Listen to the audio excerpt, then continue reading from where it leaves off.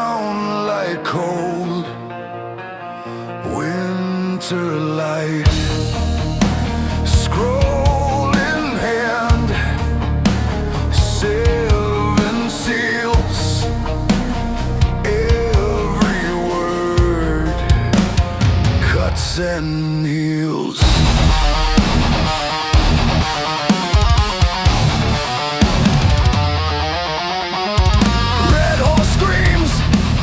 Like drums, sword raised high, kingdoms come, peace unstitched by a single roar. I hear thunder at my door, wars and rumors of wars, spoken like a curse in the dark. Every headline, every scar is another cracked heart in the ark. Wars and rumors of wars, hey, echo from the prophets and seers. When the Lamb breaks the seal, all the old world shakes with our fears. Black horse ways, bread and bone, steel stilled hard, iron stone.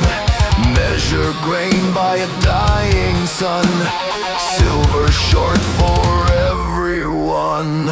Pale horse waits, eyes like ash, graves awake, tombs unlatch, Hades hangs on a trailing chain. Every pulse spells your name. Wars and rumors of wars, spoken like a curse in the dark. Every headline, every scar's another cracked heart in the ark. Wars and rumors of wars, echo from the prophets and seers.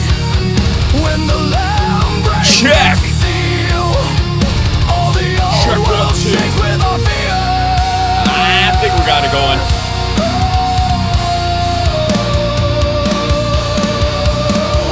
Fifth seal opens. How long? How long? Blood at the altar becomes a song. Sixth seal shatters, sky like glass. Kings of the earth hide in the cracks.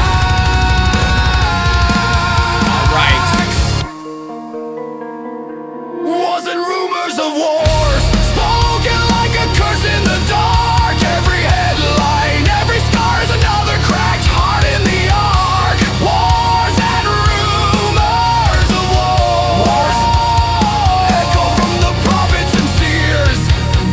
When the Lamb breaks the seal, all the old world drowns in its fears.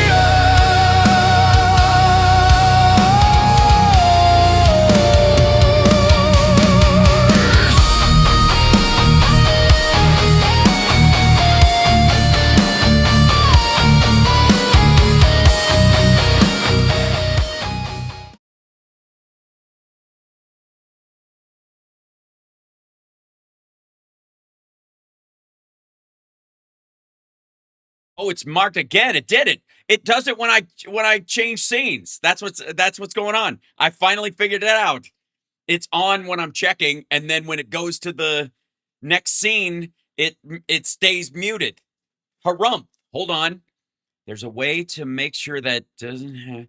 Let me look. There's a menu. There's got to be a menu for it. Let's window, sound, something, sound levels. There it is. All right. And then this is to guess it should be all right. It's well, I unmuted it myself, so now it'll be unmuted. But next time I have to do that, okay. Hi, I think I got it. All right, I think that's what it was. We've solved it together.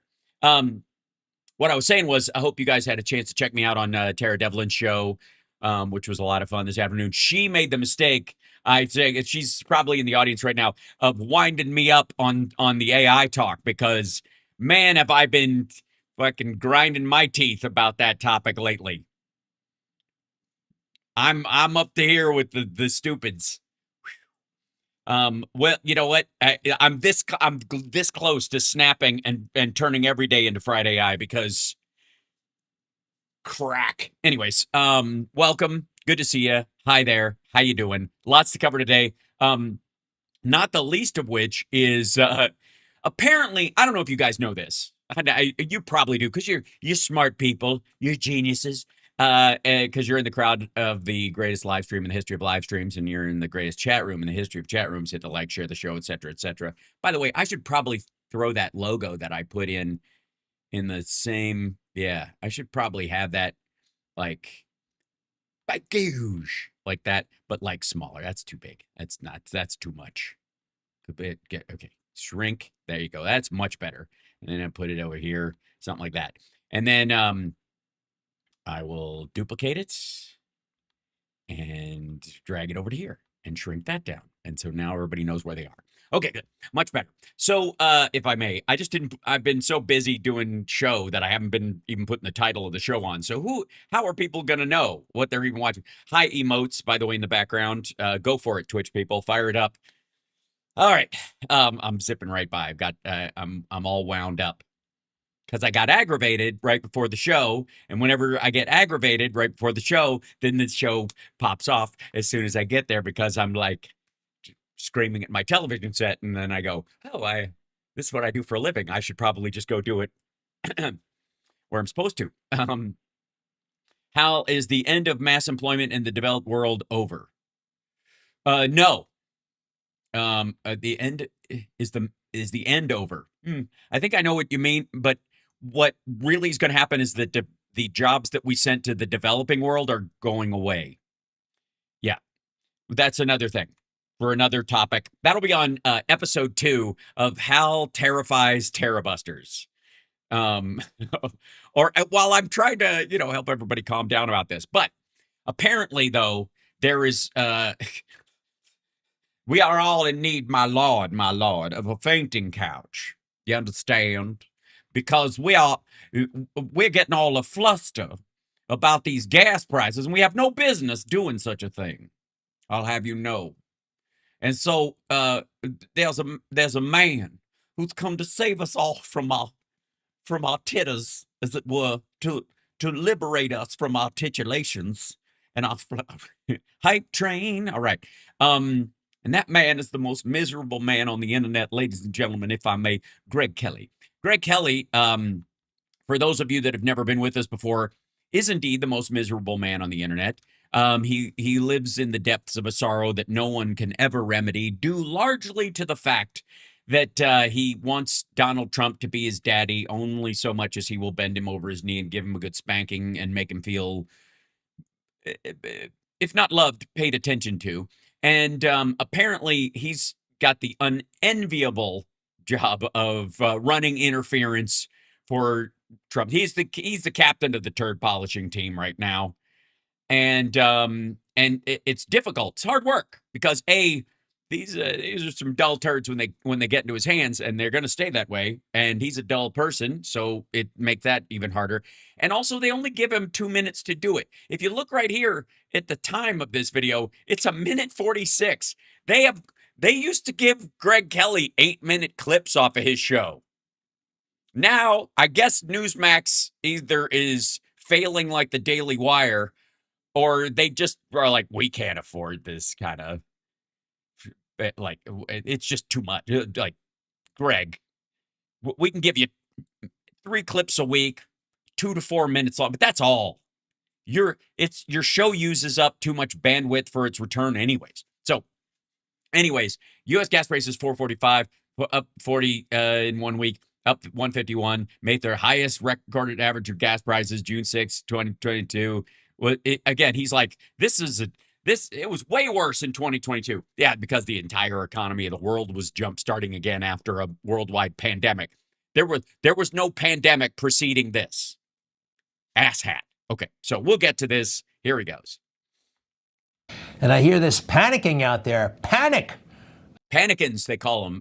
Internally, maggots are calling Republicans who aren't on the team anymore or can't suck it up and just sail through this. They're calling them panicans. Republicanicans.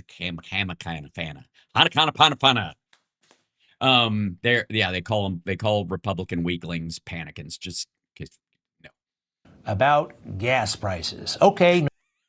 Sorry. I'm going to enjoy this every step of the way. All right. Nobody likes to pay more in gas. No. And some people don't even, I think, like gas to start with. Where is it? Where is it? They don't like the gas. That's right. There you go. I get it. But the crisis mongering, right? The fear, oh my gosh, the country's going down the tubes because gas prices have gone up. Yeah, what a bunch of wusses. Like, I mean, we got through the last one. Of course, it was preceded by a pandemic, and the entire world was crawling out of it. And this is all, we started this, but Gas prices soar as President Trump weighs his next moves on Iran, with just 6 months until voters head to the polls. This week starts right now. I have to work, I have to drive, but it's not very sustainable. The average price of a gallon of gas surging to $4.40. Greg, I got news for you, buddy. You're not making your case very well. 45 cents, up 40 cents in 1 week, Oh dear. They don't like the gas. and up $1.51 since the war began. Look, nobody likes it. And yeah, sometimes people are going to have to make some decisions. And And Greg takes the bus. Just in case you don't know, Greg has bitched several times on his show about the people he runs into when he takes the bus to work. I don't know how true this is. Honest to God, it became a running gag on the show, but because he apparently had a problem on his way into work with some people. Now, granted, I'm sure they pay okay at Newsmax or whatever. So I guess we're to assume that he takes the bus because he lost his license because of a DUI. That makes more sense than anything else. But at least I guess maybe the reason he feels this way is because he takes a bus that's the city does, and it's maybe it runs on natural gas or whatever. it's rough. It is. It's so rough. But this is still America. And this Thank God. Yeah. So shut up, America. is still a pretty good place to live. Well, they're not panicking about leaving. They're just going to change leadership. Kinda. Yeah, it is. It is. Fuck you. We're going to be 250 years old, and people are losing it over.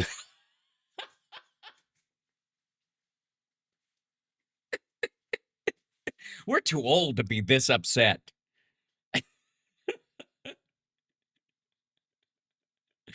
I was not expecting this. I was not expecting him to like yeah, people aren't souring on the concept of America and the Constitution. We're not attacking baseball and apple pie. It's a pretty specific thing about something your buddy the president is doing that's causing the gas prices to go up. Asshole. So I need to hear that again. So this is Greg Kelly, MAGA heroes, full-throated defense of America. This is his own personal Iwo Jima. America. And this is still a pretty good place to live. Kinda. Yeah, it is. It is. We're going to be 250 Jesus Christ. years old, and people are losing it over this. And part of it is artificial. Why is it artificial? Sorry. Is he going after the gas and oil companies for gouging? Or are we all pretending to pay more? Totally artificial. I mean, the hysteria about it, that is artificial. Sorry, that dude they were interviewing at the gas station is a crisis actor now? Tonality, the whole thing. Look at this. We looked up the record high gas when it really went above $5. What?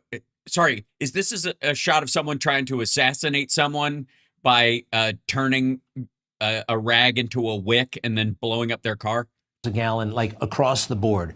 That was the highest average price of gas due to the fact that the entire world economy shut down and then restarted again. And again, not the idea that it was under Biden because the world was getting started again. And so everybody wanted to buy what gas was available, and then it shot the price up because of supply shock and all that kind of shit.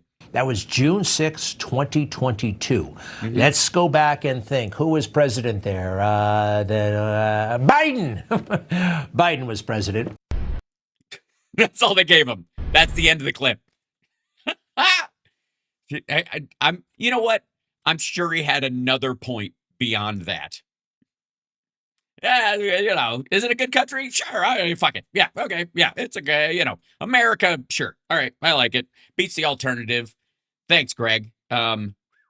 So that is that kicks us off today. I think that's about as good of a defense as you're gonna get. Even I don't even know. Okay, somebody tell me what the fuck Jillian Michaels is on about in this next video before we even start. I need your help, chat room. I really do. Doubt and distrust. White House Correspondents Association, red pill.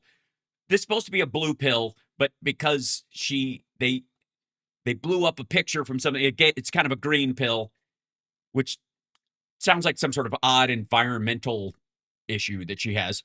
But the title of this is why nobody knows what's real anymore, which I have to say sounds like the name of a Karen Carpenter solo record. This is why nobody knows what's real anymore. Dunka dunka dunk. Anyways, so it starts with doubt. This is the description. This is before we get into it. Hashtag conspiracy. Hashtag black pill. Hashtag black pill. Hashtag Jillian Michaels. Hashtag mindset. Hashtag critical thinking. Hashtag stay aware. Hashtag psychology. Hashtag shorts. Hashtag viral clips. You fucking wish. Hashtag truth. Right. Yeah, that was ibuprofen. It's like, do you want a red good and plenty or some ibuprofen? It's a good question. So it starts with doubt.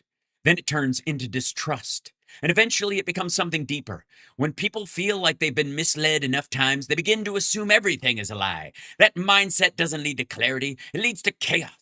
Once nothing feels real, anything can be justified or believed. Jillian Michaels breaks down how the spiral happens and what it's doing to society.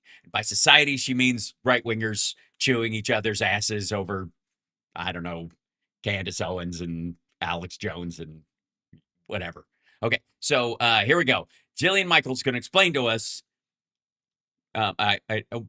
If you truly love Karen Carpenter, somebody in the chat room is like, I love Karen Carpenter. If you truly love her, you should watch the videos of her playing the drums that are online because it will blow your mind.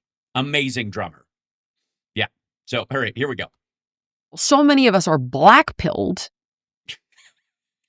Sorry. Once you go black-pilled, black-pilled means doom or nihilism in Jillian Michaels' maggot world right now. That's where they got red pilled as opposed to blue pilled because they wanted the truth even if it was painful, and then black pilled is they just sort of fuck it all. Yeah, just in case you're wondering what their code of the week is. That nobody believes in anything anymore. Well, obviously, you and your friends. I mean, a lot of us. The video is very loud. I'm sorry. Let's see if I can fix that over myself. All right. Check one. Okay. I'm going to explain what that means in just a moment. Guys, can you throw up? Yes, I can. I almost do every time I watch one of your videos. I think we're on side 4. It's all fake. This whole active shooter thing in the White House Correspondents' Dinner has got to be a setup. Has got to be a setup. Because who sat back for probably months? No way someone got a whim today and was like, let me go light this bitch up. No. Somebody sat back and planned this for months and didn't get a single person. I'm not saying, well, you know what I mean? Like, you thought about this. I gotta say, there are a lot of videos that claim that it was a false flag and all this other stuff. I don't know why Jillian's engineer focused on this particular video. Is there anything in this video that might have drawn the attention of the of the folks in her on her staff that hey now, yeah, exactly. This is I like even the placement of the captions is a little rude. I'm I'm feeling a little flustered myself after all that. I might need that Greg Kelly fainting couch after all. This is boobalicious going on. What's happening? This for how long? And And by the way, this woman, this girl right here, is a fucking maggot's nightmare. She's, I'm assuming she's liberal, but we don't know, whatever. But they go after anybody with a nose ring all the time. Anybody with facial piercings, they're like, that's the end of society. You know, when white women get their nose pierced, we're in big trouble. It's hilarious, right? And then, you know, like it's obviously they're like, but I can't turn away. didn't hit a single person and then got apprehended immediately. There's no fucking way. There's no fucking way. This feels like a complete stunt to me. This man is stunting on us yet again because so many of his followers and believers believed it the first time. Believed it the first time. So they said, well, honestly, these people are probably gullible. I'm trying to be nice. Gullible enough Well, at least you're trying to to be believe nice. it again. Well, somebody's getting catty. So, fuck, we didn't have an American flag in the background this time. That's what it feels like. So far, I'm digging her video, by the way, too. I mean, all like, all distractions aside, overall, you know, solid points, ma'am. This is ridiculous. And they got into the dinner so easily with a fucking gun. So the security's a joke. The shooter's entire plan's a fucking joke. And they get away unscathed. And now the president is using this as this like whole thing again, you know, like the party will go on. See how It's she's focused on. like smug. This is so ridiculous. Every single day that I spend in this country, Don't you want to sit here and die? I'm Should I like, stop? what the fuck Like am it I- just is what it's the hard to fuck are hear. we doing? What is happening? I think now? we got it. I don't know that I can keep listening to it. I think we get it. And there are I don't know that you do. I don't know that you do, Jillian. I think your internal cattiness, your projected cattiness about that young lady might border on some jealousy about her viewer points. And you know, not to be ashamed of, you're an attractive woman. It's a different. Well, I was about to say strokes, but you know, everybody's got their own. I'm not here to yuck anybody's yum. That's not the important thing. The important thing is that you're bringing up that she thinks this is bullshit, so push back on it. Right? If your argument is nobody trusts anything anymore, when obviously fact 1, fact 2, fact 3, fact 4, that should be easy, right? But nope, it's just like, oh my God, isn't she just intolerable? It's so hard to listen to her. Fuck you guys. there are thousands of videos like that online. And you picked the one that was kind of boobalicious. I don't know why, but But here's what's happening. She actually thinks she's right. She's not just being a jerk to be a jerk. She believes that she is correct. And this is why this is happening, because we're all so disenfranchised. sorry, you can't isolate her and go, this bitch thinks she knows what she's talking about, and then go, we all feel this way. Just say it. If you agree with what she said, say it. very real. Hence the concept of being black pilled. So red pill is like, You hate immigrants and women shouldn't be in positions of power and abortion is murder because God makes babies no matter where they came from at the very section. And so every miscarriage, therefore, is God's abortion. And he's the great abortion doctor in the sky. Also, AR-15s, we should have one in every child's hands, even though the AR really stands for abortion rifle because you're ending a natural life before it ends naturally with that device. So anyways, also something about Waco, Ruby Ridge, and Oklahoma City. the analogy from the Matrix. You want the blue pill, you want the red pill. Oh, I want the red pill. And you So is that how it went? Oh, what's the red pill? I love that scene with Keanu Reeves where he's like, fuck. Excellent. I'm like, oh no, yeah, that was Bill and Ted's. see the way that the world really works. And that's a thing. Like, How about the fact that COVID was made in a lab and it didn't come from a FBI Director Wray acknowledges Bureau assessment that COVID-19 likely resulted from lab incident. Hannah Rabinowitz, CNN, 2023. That would be during Biden, another thing that happened during Biden. Let's see. The assessment, and by the way, that likely resulted from a lab incident. So let's grab this, shall we? Let's go back to here. Whoops, why is this stretching down here? Hold on. All right, so this is CNN.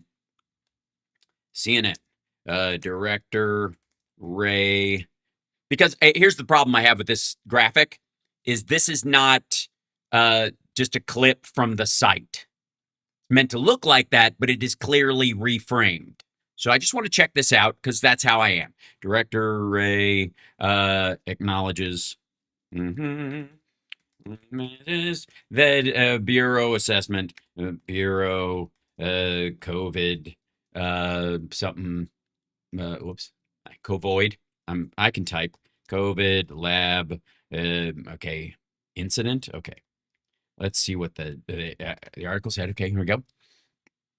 CNN directors said publicly the FBI's current assessment is that the COVID-19 most likely began with a lab-related incident in Wuhan, China, but this remains an intelligence judgment with limited confidence is not settled fact. Okay, this is where try to find the article where this is. Full breakdown. Where's that article? Okay. Oh, there it is. Okay, CNN 2. FBI Bureau assessment. This is what they're showing. And interestingly enough, Chris Wray is part of the deep state, just for the record, according to these dipshits. So, all right, acknowledges Bureau assessment that COVID-19 likely resulted from lab incident. We're going to acknowledge that we'll see what the yeah but is on this one. In his first public comments on the FBI's investigation into the virus's origins, during an interview with Fox News, Wray said the FBI has, for quite some time now, assessed that the origins of the pandemic are most likely a potential lab incident in Wuhan. And by the way, there's a lot of room in there for incident, covering a lot of ground. An accident, building it on purpose, full spread, right?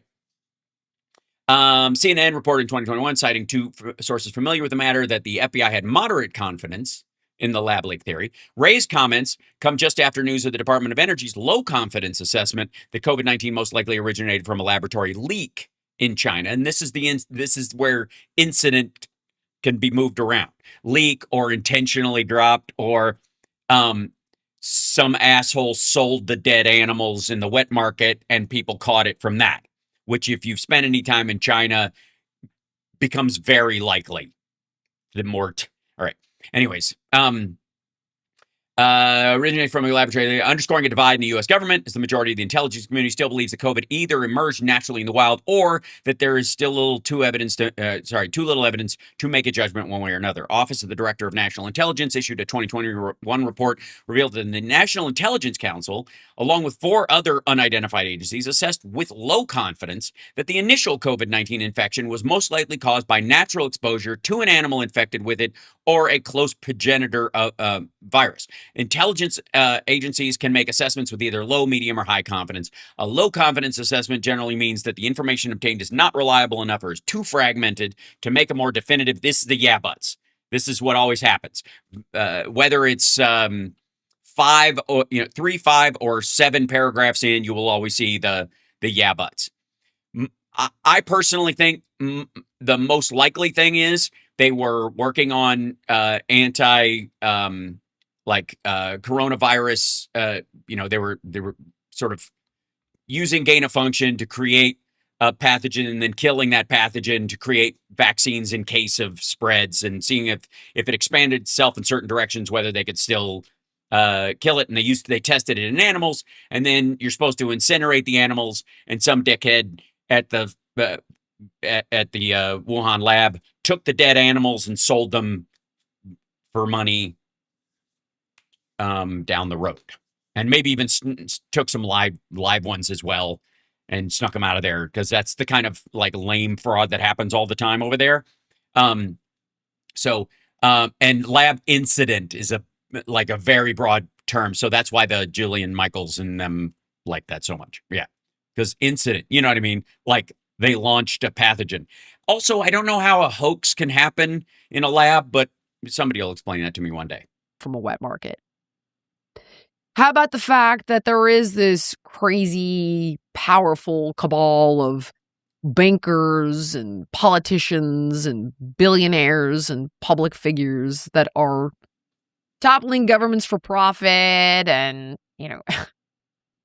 engaging in this You mean ours right now? Yeah, sure. trafficking of children, Oh, you mean Trump's buddies, right? as blackmail stuff for intelligence agent. I mean, it's nuts. Honey Trap, the global-wide sexpionage behind the Epstein files. Sexpionage will require flags, uniforms, or former intelligence. Yeah, we know this. You don't want to, Jillian, you don't want to go digging here because you'll find Trump and Melania, I think, at the end of it. Right. And it's, unfortunately, that's Also, that's not a cabal. That's intelligence services of nation states doing this on purpose. Specifically the Russians and the Chinese. Like, this is a strategy they've used for decades. I mean, have you ever seen like whatever,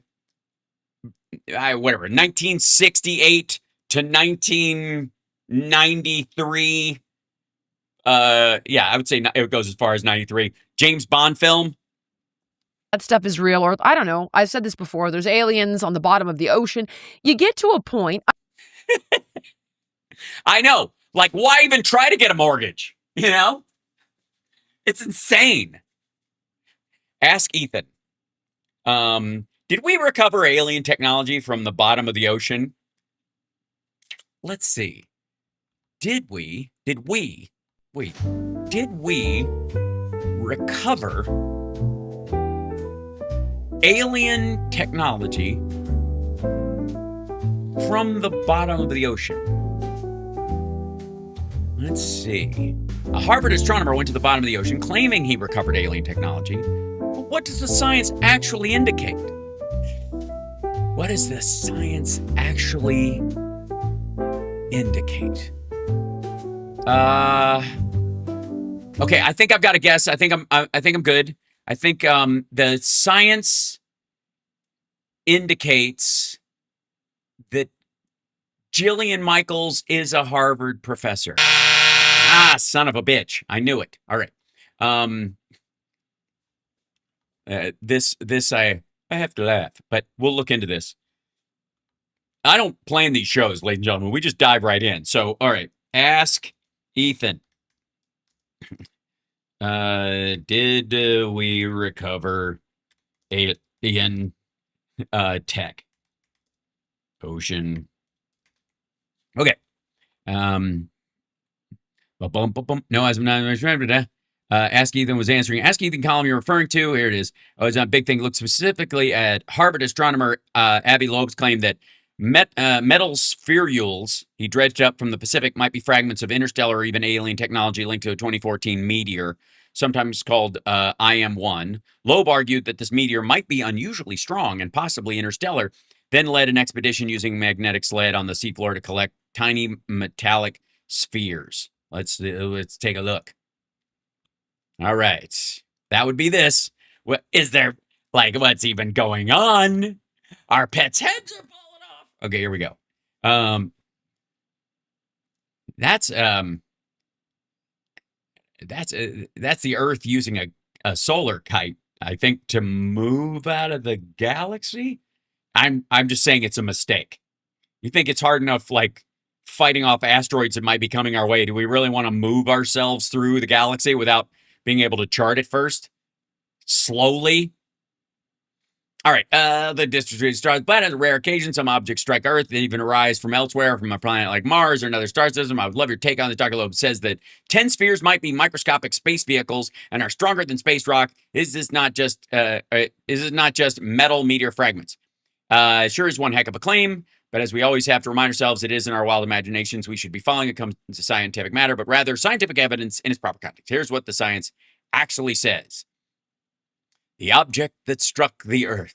In 2017, we detected our first ever object to pass through our solar system that originated beyond a truly interstellar messenger. Umau Mau, Hawaiian for messenger from the distant past. It was moving. That was the big turd in space that everybody called a space station. It was moving far more quickly than anything, but its orbital eccentricity, velocities, objects run anyway. That's not what we're talking about. But Oumuamua had an eccentricity of about 1.2 and a velocity at infinity of a whopping 26 kilometers per second, demonstrating beyond a doubt its interstellar nature. 2 years later, in 2019, we discovered a second interstellar one, Borisov. Yeah, blah, blah, blah. And it's okay. But both they were large. They must be more smaller ones than admitted. Blah, blah. At the present time, we've never actually detected one with any confidence. However, that didn't stop Avi Loeb and his then undergraduate student from writing a paper claiming that a bolide fireball detected on January 8, 2014 was in fact exactly this type of interstellar object. Not aliens, not alien tech. It's another, it just is something that came from outside our galaxy. As opposed to an asteroid or something that breaks free from one of our local planets. Having struck the Earth and landing in the... Okay.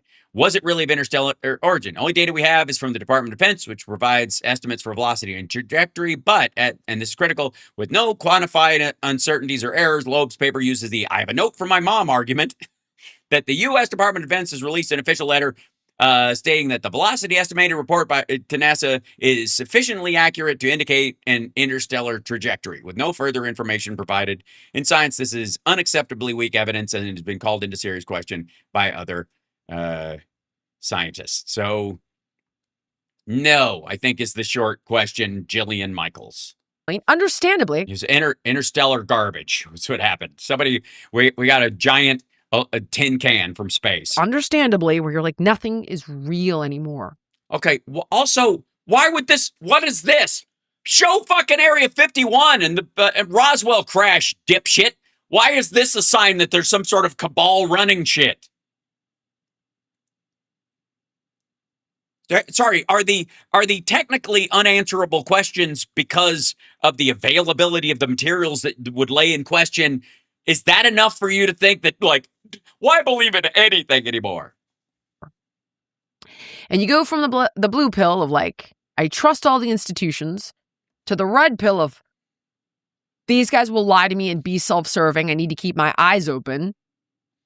No, the red pill is literally the world is an illusion. And there is an alien force or a cabal of people that run it, and everything you see is fake. That's what the Matrix is about.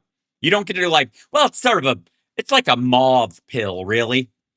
Hence the concept of stay woke, right? Don't let them pull the wool over your eyes. That's where that's... Sorry, woke is good now. Fuck me. I don't even know. How are we gonna... I don't want you to stick pins in your head, but could you actually kind of create some sort of like True Detective wall map so some of us can keep track of what the fuck you mean? That's coming from. And you arrive at the black pill, which is, I don't believe in anything anymore. Nothing is true. Nothing is real. Erica Kirk. This is going to get ugly. Killed Charlie Kirk. Well, I don't think she just benefited from it or looked the other way and found out, or maybe they threatened her. They haven't really worked that part of it out. Israel controls America completely. Yeah, and Trump has staged his own assassination 3 separate times. Yeah, I don't even know that those are black pill things. I think those are actually red pill things. A black pill is fuck it. Red pill is like everything I see is an illusion. So technically speaking, what the young lady was referring to in the little TikTok or whatever it was you had up before, she was basically referring to nobody believes the charade. And the red pill is about not believing the charade anymore. Why am I helping? First time he got shot in the head. I mean, imagine. No, he didn't. He did not get shot in the head. His ear got clipped by a piece of glass from his fucking teleprompter, lady, and it's fine now. It magically grew back. That kind of coordination the first time. Like, all critical thinking goes out the window with the black pill. He got hit in the ear. Few people behind Trump were killed. Right, weird. The person managed, they were only shooting at one person, and they managed to hit 3 or 4 other people that weren't him. An assassin with the singular goal of hitting the guy on stage behind the podium it, like clipped him with a piece of shrapnel and killed other people. You can see how, like, all right, if you were able to get one shot off that killed somebody, why wasn't it him? Like, that's where she's going. Now, your run-of-the-mill average dipshit assassin like the Thomas Crookses of the world, or even this dude at the White House Correspondents' Dinner, these aren't the sharpest tools in the shed. So, they fucked up. They're fuck-ups. That's what they are. But if you thought the deep state created this assassin and wound him up, I don't know why anybody fears the deep state, because they can't hit the broadside of a fucking barn. Just regular people, but we were all willing to sacrifice, these Americans all willing, meaning that the Trump coterie, just for the moment with the blood and the flag. Mm-hmm. Yeah. I mean, have you noticed the dead people in Iran? Like, the price for posturing in that crowd is pretty low. Sure. Now we've got this guy, Thomas Allen. He's alive. Well, you don't think if it's a setup, he's going to sing like a canary? Well, no, the idea is that he's not in on the setup. They knew he was going to try this, is the theory, and they let it happen within margins. Shit, they could have even swapped out, like gassed him in his room, swapped out his bullets. He was firing blanks and didn't even know it. That's the kind of thing that young lady's talking about, and a lot of other people are doing. Like, it was just for show. The guy can be real because there's any number of these dickheads. They just wind him up and help him out and give him a little nudge here and there, and then off they go. That's the point. I don't buy it, but that's where they're going. He's alive. Just tell you, I was paid. Well, no, he wouldn't say he was paid. He thinks he's going to be a hero and that kind of stuff. In the same way that, like, there's an argument about 9/11, or there's an argument about this is how these conspiracies work, or Timothy McVeigh, that, they knew he was coming, but they let it happen because they wanted to do other shit, or everything Alex Jones has ever said about any school shooting ever is that the school shooters are real, but they let it happen so that, they can push their anti-gun agenda. I was contracted. This is a setup. This isn't real. Yeah, but why would he say it if he goes to jail and then they're just going to, like, swap out the real him for somebody they want in jail, right? If part of the deal is you're going to go down and then you're going to be found insane, you'll get out in 2 years, and then we're going to give you $1 million or something. Like, I mean, you can work this out. You can see her working it out right now. Like, these are the things that pop in your head. If you want to chase down these conspiracy theories, it's not hard to create 4 or 5 variations that are plausible. That's how they get legs. Why wouldn't he? Probably lessen his sentence, right? Don't you? What sentence? If they're going to get him out anyways by faking his death in jail or moving on, like, who cares? You think? Instead of what I imagine is going to be life in jail. So you gotta. He's a Democrat. No, he's not actually registered with any party. I think he donated like $25 to Harris's campaign. Do you think he knows he did? I'm just fucking with the conspiracy part. I believe he's been placed at a No Kings rally. He's part of, this is sort of preliminary information, but part of some group called the Wide Awakes.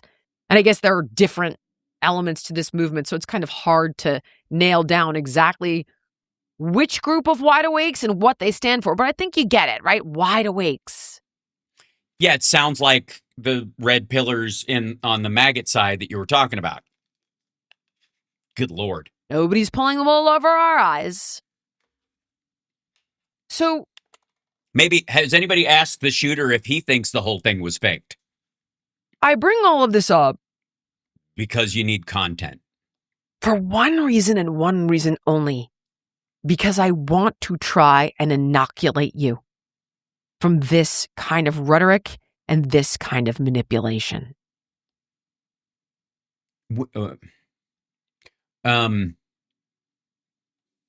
Okay, first of all, she's obviously not talking to us because we're not her regular audience. So she's worried that her audience is leaning this direction or is already there, right? Or she's afraid they will become woke, but woke Reich is what they're, what Mark Levin calls them, which they stole from us, by the way. It is designed to drag you in. Mm. And you might be the holdout, right? Like, I'm not going to take the bait. I'm not going to believe it. There's nothing you can do. I'm not going to go down this rabbit hole. I will not. But I do want to pet the rabbit. He looks cute. I won't enter this fight. What ends up Yes. I'm the Kwai Chang Caine of this dipshittery. happening is that it begets itself. It's like a virus. And all of a sudden, there's an infected person who bites you, and now you're in it. Sorry. Are you trying to make us all imagine that blonde girl with the cleavage biting you? Right? Like, you have your little MAGA hat on or your Biden Harris bumper sticker, and someone does something to your car or your lawn or, attacks you in public on the airplane. We've seen, the guy in the MAGA hat get attacked. We've seen that clip. I don't even know if it's real anymore. So many times. And now you're in it.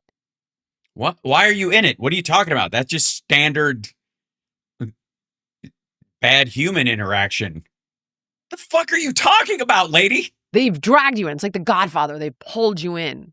It's not at all like The Godfather because it was a family organization and his dad ran it, and then he's the eldest son, and then he doesn't want to do it, but he's actually super smart, and he's the only. You're talking about your run like who's Michael in this situation? All right, god damn. But it goes nowhere good. Nowhere good. We have got to rise above this. We gotta rise above it. Yes. Not just for our own sanity. For our own sanity. Can I get an amen? We gotta rise up. But for the sake of our brothers and sisters and cousins, and except that one cousin we don't really like, but let it be, Lord. Of the country. Of the country, of our forefathers and our grandchildren and our great-grandchildren and our neighbor who's kind of a dick on Wednesdays. The country that we're going to leave behind for our kids and our that country we're going to leave behind.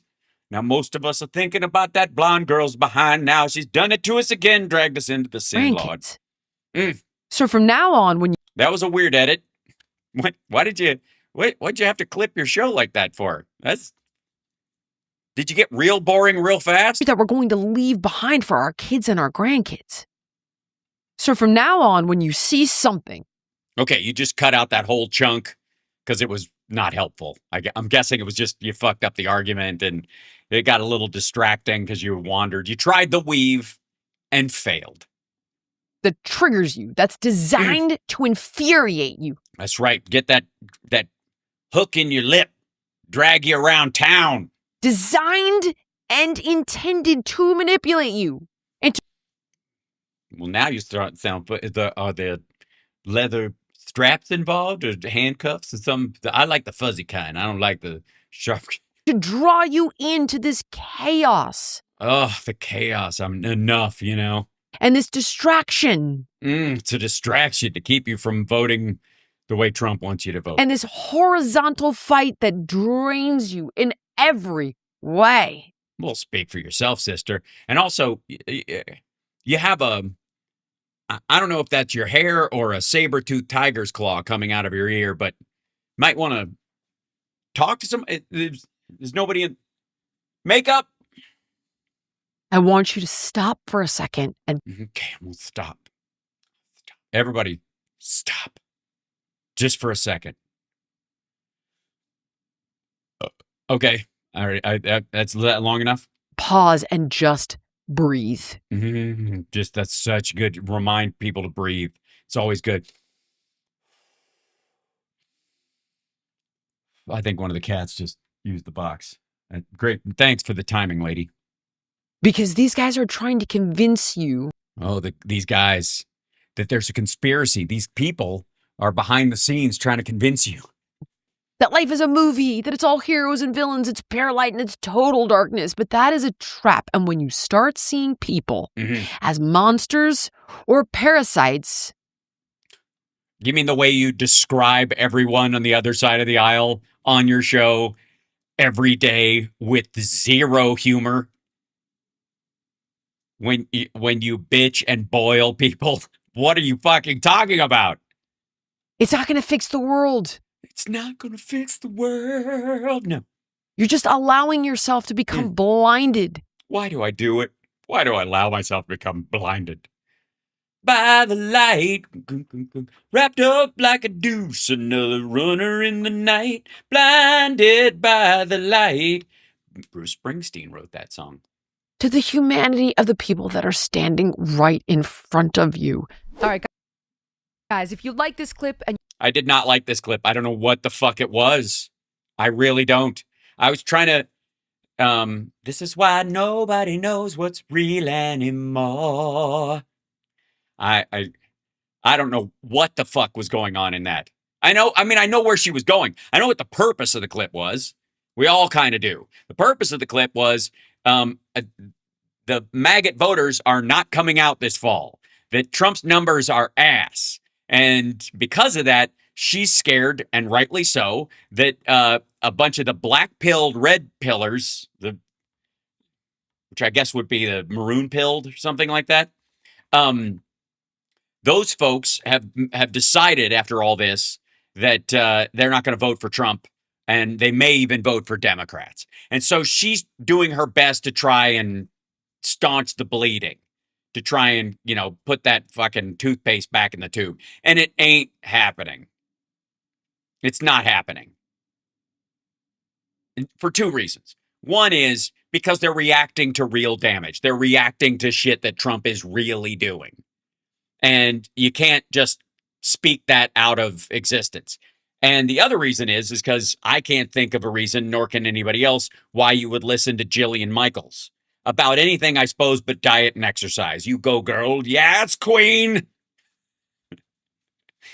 Hit the like, share the show. It's Hal Sparks Mega Worldwide. Now, there's been a lot of people that are that responded to the interview that Tucker Carlson gave. And when,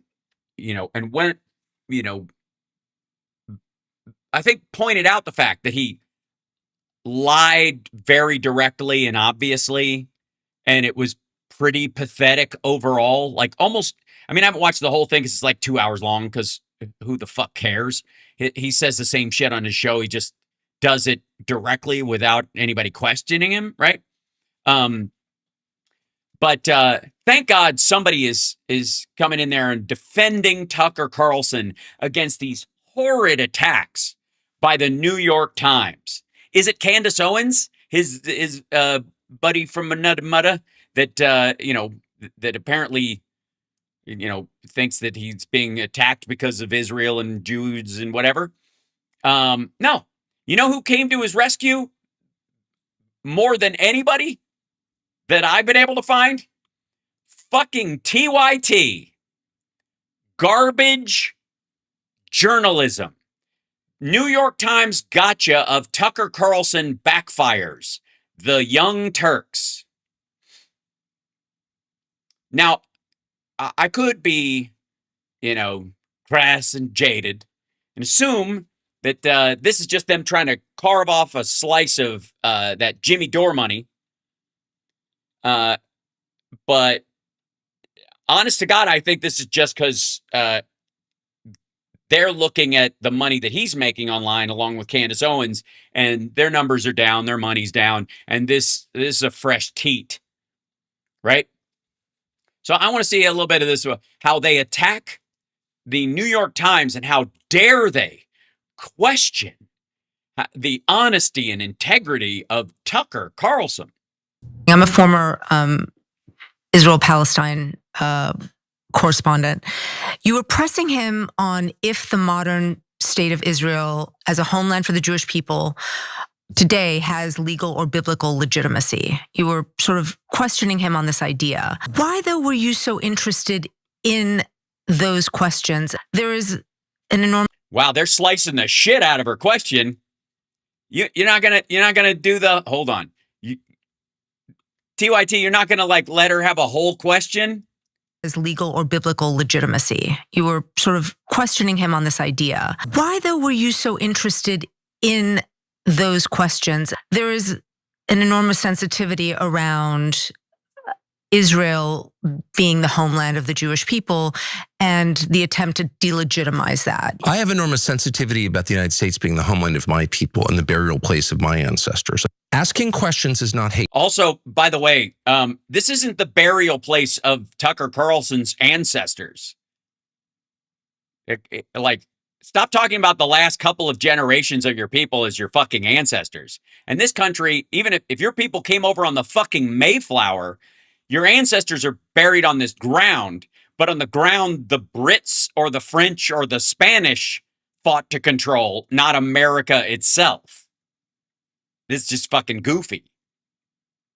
Anyways, this is she's from this what? Watch Tucker Carlson spars with New York Times host over Israel. Not hate. Telling the truth is not hate. And they don't want to answer the questions and they don't want to tell the truth. Can asking questions, though, stir up hate? I mean, language is powerful. Just to give you a sense of how deep the hellscape we live in truly is. Fuck you, Anna. Holy shit. First of all, give the woman a complete sentence before you start criticizing how she's talking about this.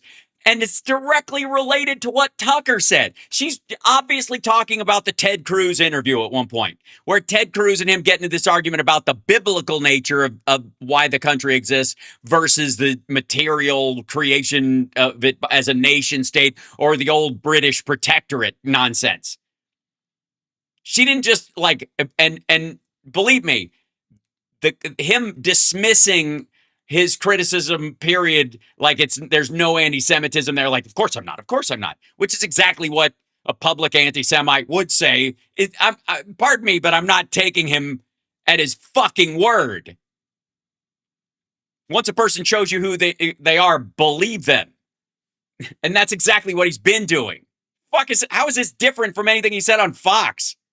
That was a New York Times hatchet job of a woman's interview with Tucker Carlson, an incendiary asshole who lied to her fucking face and said he didn't say things he said. Reporter Lulu Garcia Navarro, who was New York Times's Israel-Palestine correspondent, making Jesus Christ. Hold on. TYT is still making edits of this woman's stuff when Anna's talking. Watch, they play the video. We live in truly is. That was a New York Times reporter, Lulu Garcia Navarro. Yeah, sounds Jewish to me. Who was New York Times's Israel-Palestine correspondent, making the case that asking questions about Israel's intent is wrong because it might inspire. Well, see, here's the problem, Ditch Witch. We don't know that she was asking if a question about asking questions about Israel's intentions at all, because the way you guys cut that shit up, we don't know the basis of her question in that moment at all. And the other thing is, Tucker Carlson, because he's a coward and a scumbag and a liar, always does this, casual inference through questions. I'm just asking questions, Why do we have to put up with this? Why can't you kill the Jews? Why should we put up with this from the Jews? Like, that kind of shit. Those aren't just questions. Those, I'm not quoting him. I'm exaggerating hyperbolically as an example. But the point is that he does this, allowing for the inference thereof, push-pull questioning all the fucking time. So stop acting like I'm just, I can't. I'm just wondering. Get the fuck out of here. Inspire hate. You're a journalist? You're a journalist. Cenk, she's a journalist? Yeah, no, I don't think so, especially after watching that. Especially after watching our edit of half of each of her questions. So I had the misfortune of watching the whole 2-hour thing. We're going to give you important clips from it. And what? Yes, anything like what you cut before? Is important is what she. You'll notice, by the way, that I don't do that on this show. I might bug out of a clip early or fuck off with it, but this is just dumb.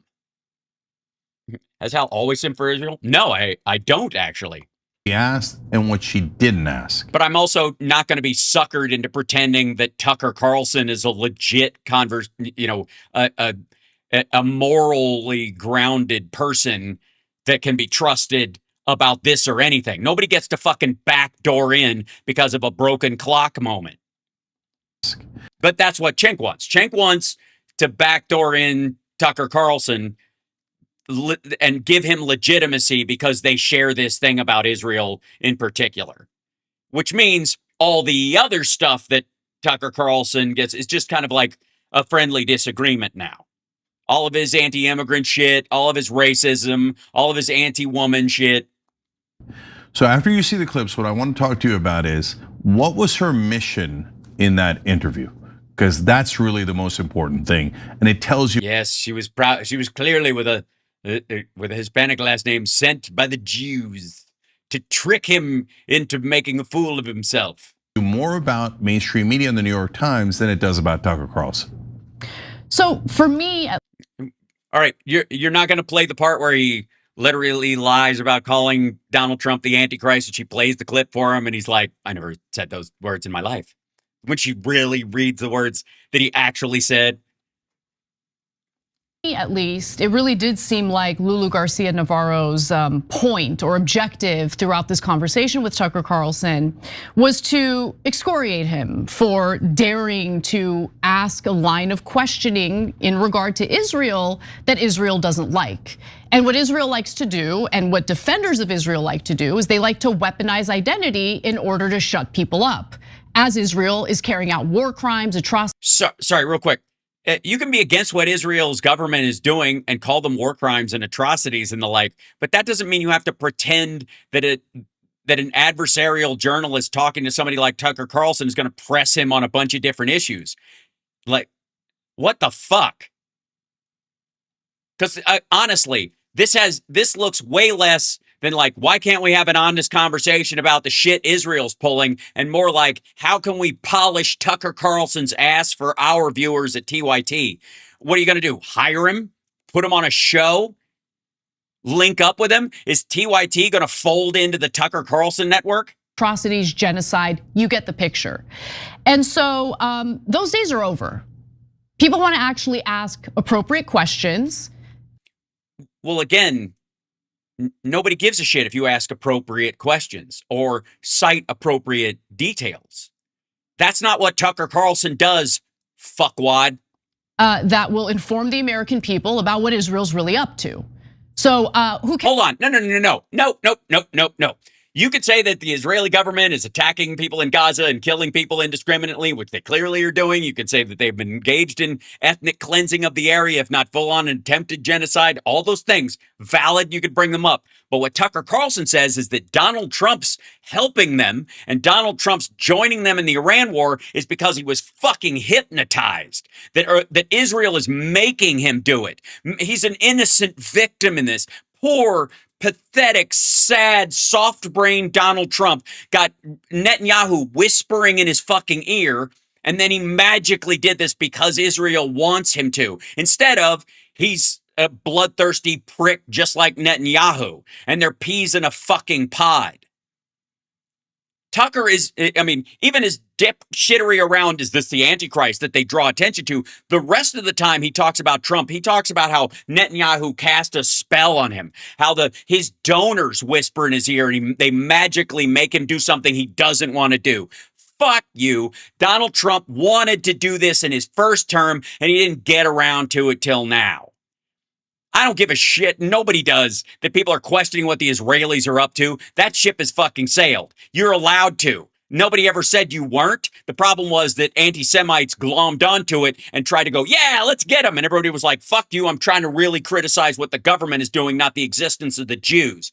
And it's really hard to separate these two dickheads from that crowd as well. But in the meantime, because we can all recognize the difference between Jews and the Israeli government and how the Israeli government is asking, what Tucker Carlson's primary directive is on his show is finding some way to forgive or protect Donald Trump from his own fucking decisions because of Jewish witchcraft making him do this.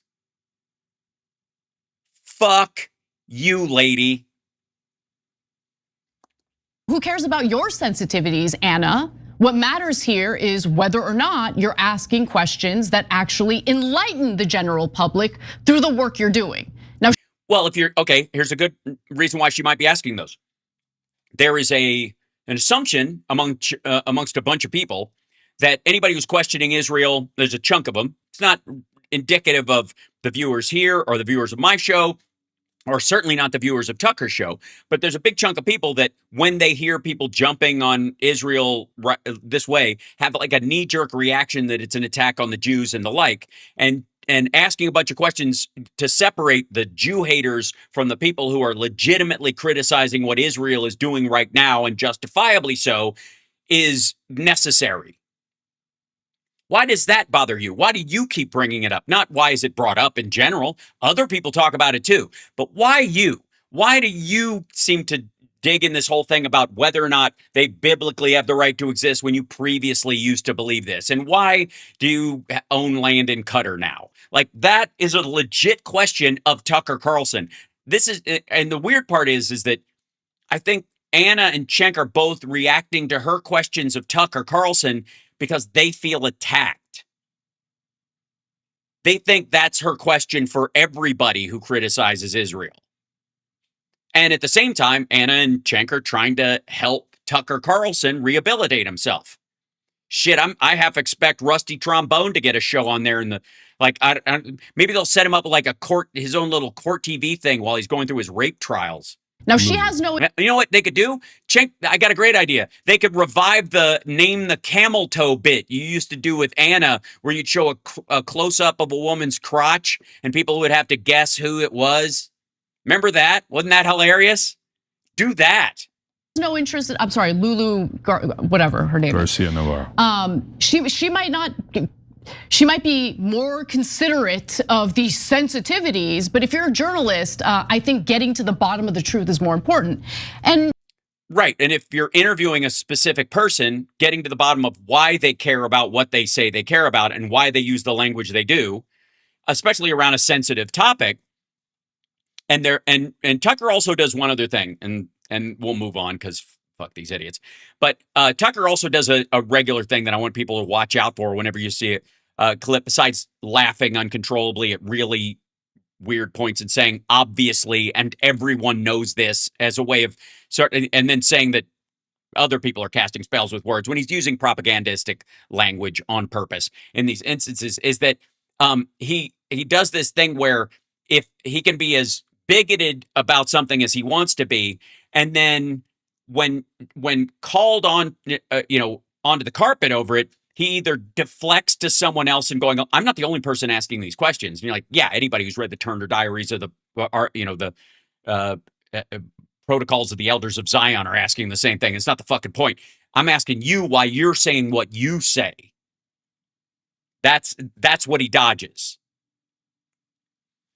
So, and again, they're just polishing Tucker's ass. And that's partly the case that Tucker Carlson tried to make in response. So before did he? That's partly the case he was trying to make in response. What was the other part?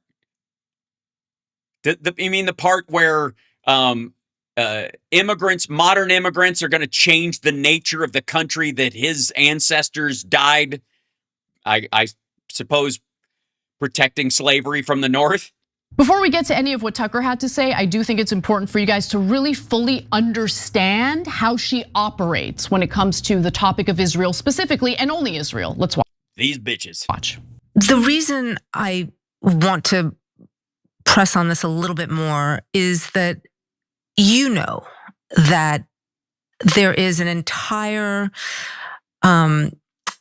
anti-Semitic worldview that has been based on the protocols of the Elders of Zion, that there is like this. And by the way, look at Tucker right now, looking at her like, I don't understand what you're talking about. I don't know that that's true. When he fucking well does. Ignorance is not innocence, Tucker. Stop it. Ball of powerful Jews that controls the world. The one that Anna got called out for going, yes, and doing the, whatever the Jewish cartoon meme of the merchant. And, that book was written in the early 20th century, but it, helped the Nazis, and it really has informed a lot of the views of many people today, that there is, this very powerful sect of Jewish people who want global war and global conflict. And I think that there is a concern that I have, and a real concern. I don't mean this as something that people say to slander anyone, but just a real concern that the rhetoric where everything is blamed on Israel, where Israel has these supernatural powers almost. By the way, yes, he literally has said they're casting spells, that their words are their spells and stuff. This goes beyond AIPAC and donors and shit like that. He's literally talking in mythical and magical terms. To influence the president, to influence the previous president, George W. Bush, to enter into the Iraq War. All things, by the way, that Tucker has said or insinuated or said and then insinuated and then insinuated and said multiple times. To be involved in assassinations, etc., that it has echoes of that. Lulu, you're not a journalist. Fuck you, Anna. Do you have any, all right, I know she watches his show. I know they play clips, and I know Anna, she's been on his fucking show. Anna was on Tucker Carlson's show as a non-adversarial guest. And let me tell you something. She's not just defensive about somehow, how that question, let me just say for the record, that was not a loaded question when it was aimed at Tucker Carlson, because she's addressing shit he's actually said. And a lot of it is, it's not just like, I'm just asking questions about whether they have too much control or whether AIPAC and donors. He's literally said that these are demons and that they whisper spells into the president's ear. And I know he wouldn't do this. I know he doesn't want to do this. So they have some sort of supernatural control over him, which is absolutely reflected in anti-Semitic, mystic Kabbalah fears that people have had. So shut the fuck up. You're not a journalist. Because the fact of the matter is... Yes, she is, because she quoted him directly. She's referencing shit directly. You're not a journalist, Anna, because you don't know that, or you're pretending not to. Regardless of whatever book you're referencing right now, there's a small group of Zionist billionaires, okay? We're talking about Larry Ellison and his son, David Ellison, the Murdochs. What else? Miriam Adelson. And before her husband passed away, her husband was a giant donor to Donald Trump specifically. Right, we're not talking about donors, dickhead. There are a lot of AIPAC style donors, and that's very obvious. That's not what he's talking about. Donald Trump got a lot of other donors and fucked them over. You think he really cares? Specifically for what? To carry out the best interests of Israel, even. Right, but that's standard donor class shit. He's doing more for the pharmaceutical companies than he is for Israel. If you really look at the money outlay of US taxpayer dollars, he actually believes the Iran shit. I know you think that Netanyahu tricked him into it, but he's been wanting, he's a typical Republican. He wanted to follow the PNAC plan, and that's what he's doing.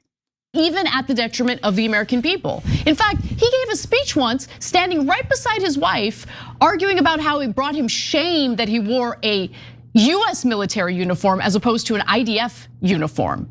Okay, that's who they are.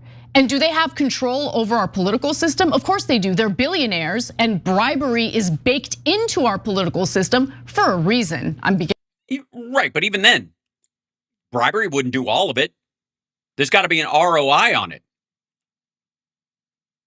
Trump's got more business interests right now with Saudi Arabia and the UAE than he does with Israel. You're starting to think Hal doesn't like Anna. No, I can't stand her. I think she and Cenk are frauds, and I think their entire purpose as a network is to diminish the Democratic vote. They are that is the raison d'etre of TYT. Beginning to really learn. And so oh, you can't ask these questions because... Nope, she didn't say that. He's directly talking about magical, Kabbalistic powers that these people have, not donor class money shit. Reality is a big conspiracy theory because reality, Israel has determined, is a trope. Yeah. So look, there's two things about that are so important. Number one. Yeah, tell us what's important, Cenk. none of her questions were about why are you so opposed to the war? What do you think is going to go wrong with the war? Why? Okay, which war? I guess let's start there. But also, the interview itself wasn't about. Well, okay, I don't know why that's a drag for him. She talked about a lot of reasons why you would support this or you wouldn't support this in that interview, at least in the pieces that I've seen. Why were you so animated by the genocide, etc.? Got nothing, 2 hours and nothing about policy or substance. Almost every question was framed as, why did you talk to Nick Fuentes? Why aren't you concerned about the feelings of Israelis? Did you do this? Why did you do, it was. Because it was a personal interview? All. He's not a politician. He's not running for office.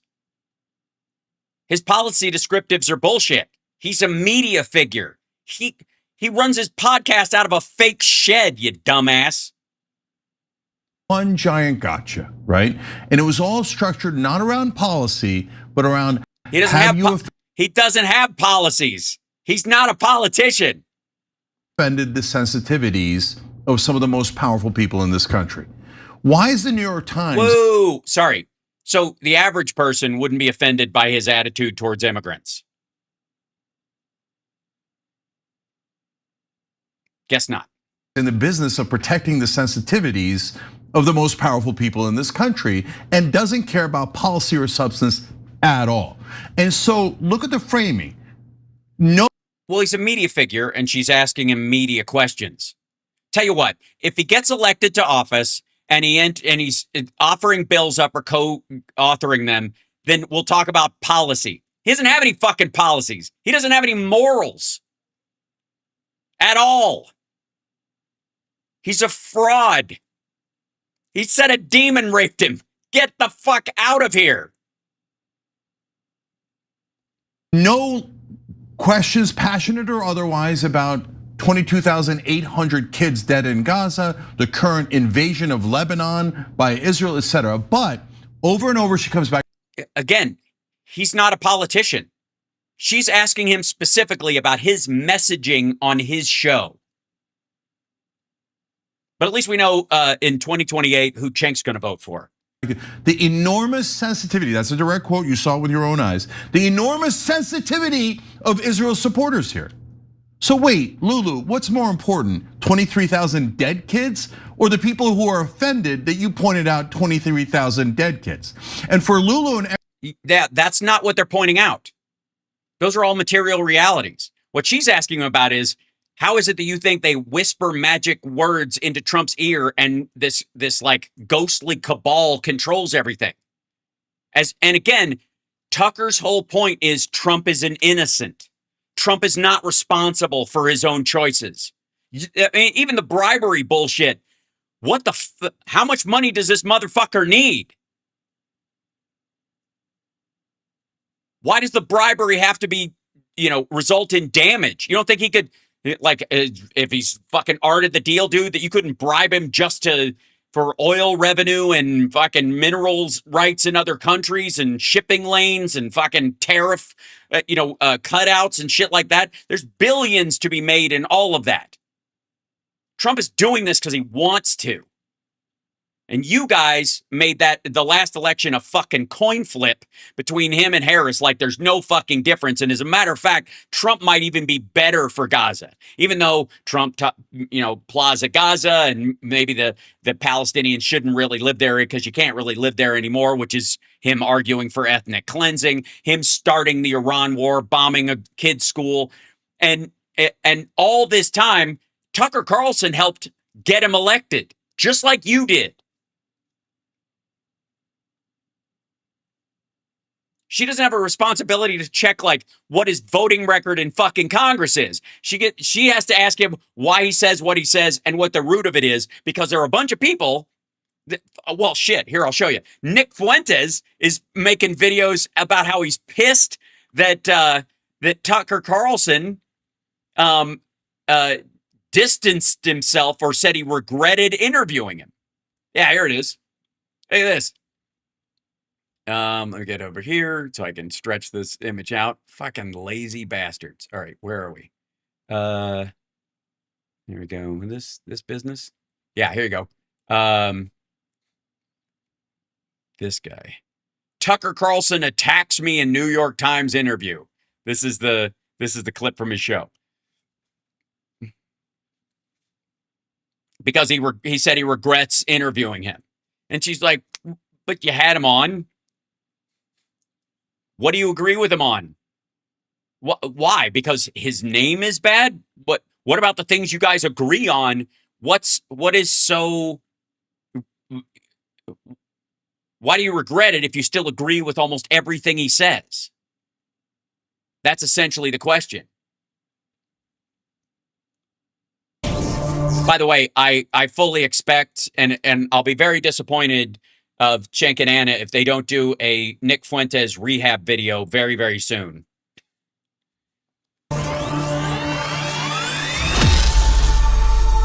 We're going to get into the news here. We're going to talk all about this Tucker Carlson interview with the New York Times. And I just want to say at the very beginning, this is a really important interview to talk about. I just want to impress upon you the significance of this. Obviously, Tucker has emerged as one of the most important, influential voices. But it's not just his influence, it is... So it's not... It must be great to be Tucker Carlson right now, because everybody from Nick Fuentes to TYT, as if there's a difference, is polishing your ass right now. Is the network that he is involved in. We've talked about this at length. Tucker Carlson is obviously involved in a clique.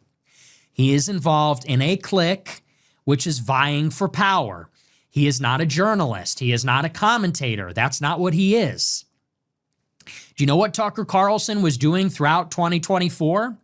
He was in the Arabian Peninsula meeting with the heads of state and heads of government of all the Gulf Cooperation Council nations. Saudi. You say that like it's a bad thing. Arabia, the Emirates, Qatar. That's not, all the states that exist by and largely because of slavery currently. What a journalist does. You know, a lot of journalists from the Huffington Post, independent journalists on YouTube and Spotify that are meeting with the Crown Prince of the United Arab Emirates, that are meeting with the Crown Prince of Qatar, of Saudi Arabia. Well, and also, don't forget, has Donald Trump's, cell phone on speed dial and can show up at the White House anytime he wants, or at least could at that point. I think so. I don't know what he is. Nobody knows what he is. He is clearly some kind of intelligence-aligned operative. He is clearly involved deeply with his best friend, Peter Thiel, with J.D. Vance, another good friend of his, with Joe Kent, a CIA officer. You're welcome. I sold his Zen. He is in bed with people in the intelligence community and people in this government and exerts influence on it. And that is why there is so much consternation among the pro-Israel crowd about his rise and about his apparent shift in what he talks about and how he talks about it, specifically as it pertains to Israel. And so what he says in this interview, it's of importance. It really matters because this is the discourse, this is the conversation inside the American right wing, and this is going to determine the future of where the party goes after Trump leaves office. Yeah, he was just on, I want to say, on, was it Hannity's show or somebody else? Anyway, somebody was running through the numbers and saying that Tucker Carlson's got 7% of, in the 2028 primary for Republicans, maybe sort of ish, which is like within biting distance, within the statistical window of J.D. Vance and the other leaders. J.D. Vance is the vice president, heir apparent. There's going to be an attempt to consolidate support around him, and that's going to be an awful lot of power to dictate the future of the GOP in the wake of... Yeah, but I mean, nobody's going to be able to tell him what to do with that riz. The sun. Was it Hannity, Janelle? Yeah. Setting of Trump's political career. It's a big deal. And Tucker is a spokesman for this. He's a prophet for this. And so it matters what he's thinking and saying. So anyway, that's just a little bit on the significance of it. I want to get into the interview. Sorry, his little snippet about the significance of a New York Times interview with Tucker Carlson is that Tucker Carlson is an intelligence asset of the Gulf states and is a puppet of Peter Thiel, hell-bent on elevating JD Vance. I would just like to point out that that was the throwaway in the beginning of this. Where is Jillian Michaels' black pill when we need it? And in the first place, I want to talk a little bit about what he said about me, because he did address me directly. And it's sort of funny. There were a few major topics in the interview. They talk about the war in Iran, the Trump administration, JD Vance. They talk about what's happening in the country. But a significant chunk of the interview was really all about me and my interview with Tucker back in October of 2025. What's interesting is that Tucker did not want to talk about that at all. Didn't want to talk about me. He almost seemed insulted that he had to. Interviewer kept bringing me up. Well, yeah, because he loses audience if he insults you, because you guys are you're co-conspirators, you're fellow travelers. Asking him about me, and he seemed not happy about that. So we're going to work through this. We'll start with what was said about me in my interview. And like I said, this is not completely self-indulgent. We're going to tie it all I think it probably is together at the end. This is very significant. This is a dialectical situation. Okay, this is the dialectic in the populist, nationalist, post-Trump GOP. It really matters a lot. Yeah, look at his face on the freeze frame. I don't know that he believes this. So we'll start with some of his comments about me. I did clip them, so they're just a little bit shorter here. And we're just going to read through it. Mercifully. Just like, did you cut out all context like TYT did and just attack the reporter? And then I'll discuss it. So the interview... by the way, hit the like, share the show. Don't forget to give a thumbs up. Or a thumbs down. That doesn't quite matter either if you really feel that way. It helps me in the algorithm anyways. Or says, how do you see Fuentes in terms of the future of the right? Now pay close attention. This is Tucker's answer. What does he think about the Groyper movement, me, the future of the right wing? This is a quote. He says, most of the debate about race, ethnicity, religion, and to some extent immigration are less resonant long-term than debates about economics. I think the main frustration among young people is not just that the composition of the country is changing too fast, but the main concerns are about the lack of economic opportunity for young people. Older people. Yeah, that sounds like a dodge. Like, I wish, it sounds like Tucker Carlson wishes the country was more racist than it was, but he's very frustrated that when he tries to warn people about the awful march of the brown people, they don't seem to give a shit, and they're more concerned about their pocketbooks and their friends' pocketbooks. Some of their friends might also be a shade of brown, possibly, and therefore he's really frustrated that that somehow works better as an argument, politically than talking about race or immigration. Womp fucking womp. People do not acknowledge that. And so I think most future conversations politically will be about economics. It's a really interesting statement, isn't it? Because obviously my show, if I were to say what the big issues of my show are, I would lay them out very clearly. I would say, one, it is the transition of America from a white nation to a non-white nation. This is called the... By the way, that's also what Tucker, launched his show on. Fourth demographic transition. Oh, he'll tell you darkly yours. Believe me. Don't think for a second he's going to hold back with this dipshittery. And fourth or fifth demographic transition, it's global. And that is that because of communication, transportation technology, because of collapse of birth rates in the first world, rise of birth rates in the third world, you have a massive migration of non-white people, poor, peasant, illiterate, non-white people from the... By the way, same shit Tucker says. Just, occasionally not as, I would argue that Tucker isn't as direct in his language, but they absolutely agree. This is exactly my point. Tucker didn't want to talk about Nick Fuentes, not because, oh God, that was such an embarrassment, I shouldn't have done that, but because he doesn't want to be called out for the fact that they are exactly aligned in this shit. They are exactly aligned. They absolutely share this belief system. And Tucker doesn't want to be called out about it. He's more than happy for Nick Fuentes to be the fucking red flamer on it and just and catch all the heat, whereas he does the kind of like, I don't know, gentrified version of this bigoted message. Same shit. They absolutely are in agreement. In the global. Oh, and also the fact that the New York Times reporter asked him about this, TYT would suggest that this is just her trying to vilify Tucker. South to the global north. And we're talking about Hispanics and Asians moving north into the United States. We're talking about Africans and Middle Easterners moving north across the Mediterranean into Europe. So I would say that's one of my big issues. And it is. You don't say. Is an issue of race, ethnicity, and religion. It's changing, like he said, using his terminology. It is the composition of the country that is changing and changing too quickly. It is the absolute total change, but it's also the rate of change. This is the central issue of our time, that America and Europe was for thousands of years European, white, whether it's the Germanic tribes, whether it's the Romans, right. You get it. Good Lord. So he's still pissed because Tucker disavowed him in the New York Times interview, right? And it would be one thing if like he was all nice to me when I was on his show, and then he, behind my back, he distanced himself.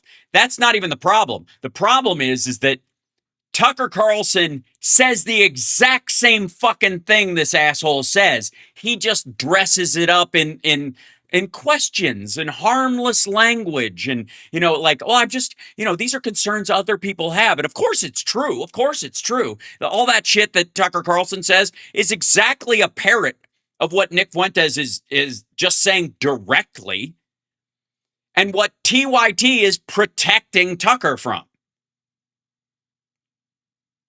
Good Lord. So anyways, you get the point. You cannot defend Tucker Carlson in his current form on his current show without defending Nick Fuentes and all of his Groyper pals. It's the same shit. It's the same. They all believe the same thing. It's just that there are the people who, kind of,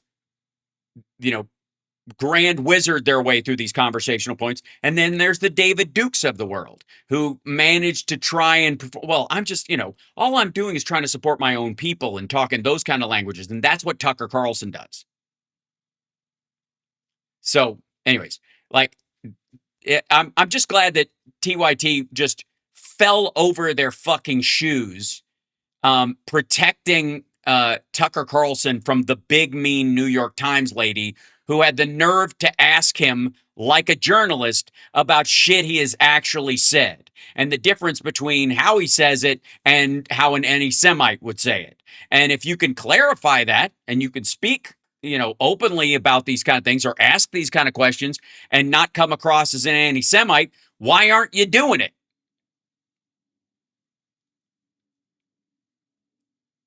Fucking TYT. And again, their entire job is to demoralize the Democratic voter. Just get them to stay home. They played as big a part as they possibly could in the 6 million people that sat home during the last election cycle. Trump president paused on Project Freedom to keep Strait of Hormuz open, raise the are we tacoing? Shit, hold on.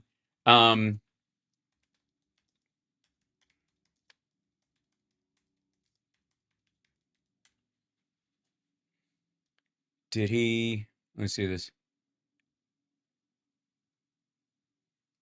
Oh, for fuck's sake. Hold on. Here you go.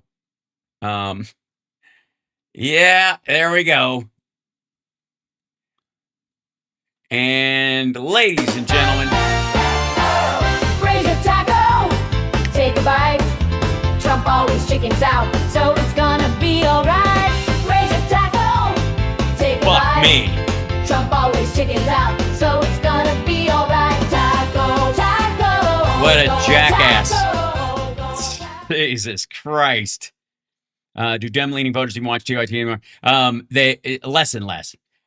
Trump to pause U.S. effort to guide ships through the Strait of Hormuz while blockade remains. Earlier today, Rubio said the U.S. military operation launch in February was over, suggesting the U.S. priority is now reopening the critical pathway. Okay, status door.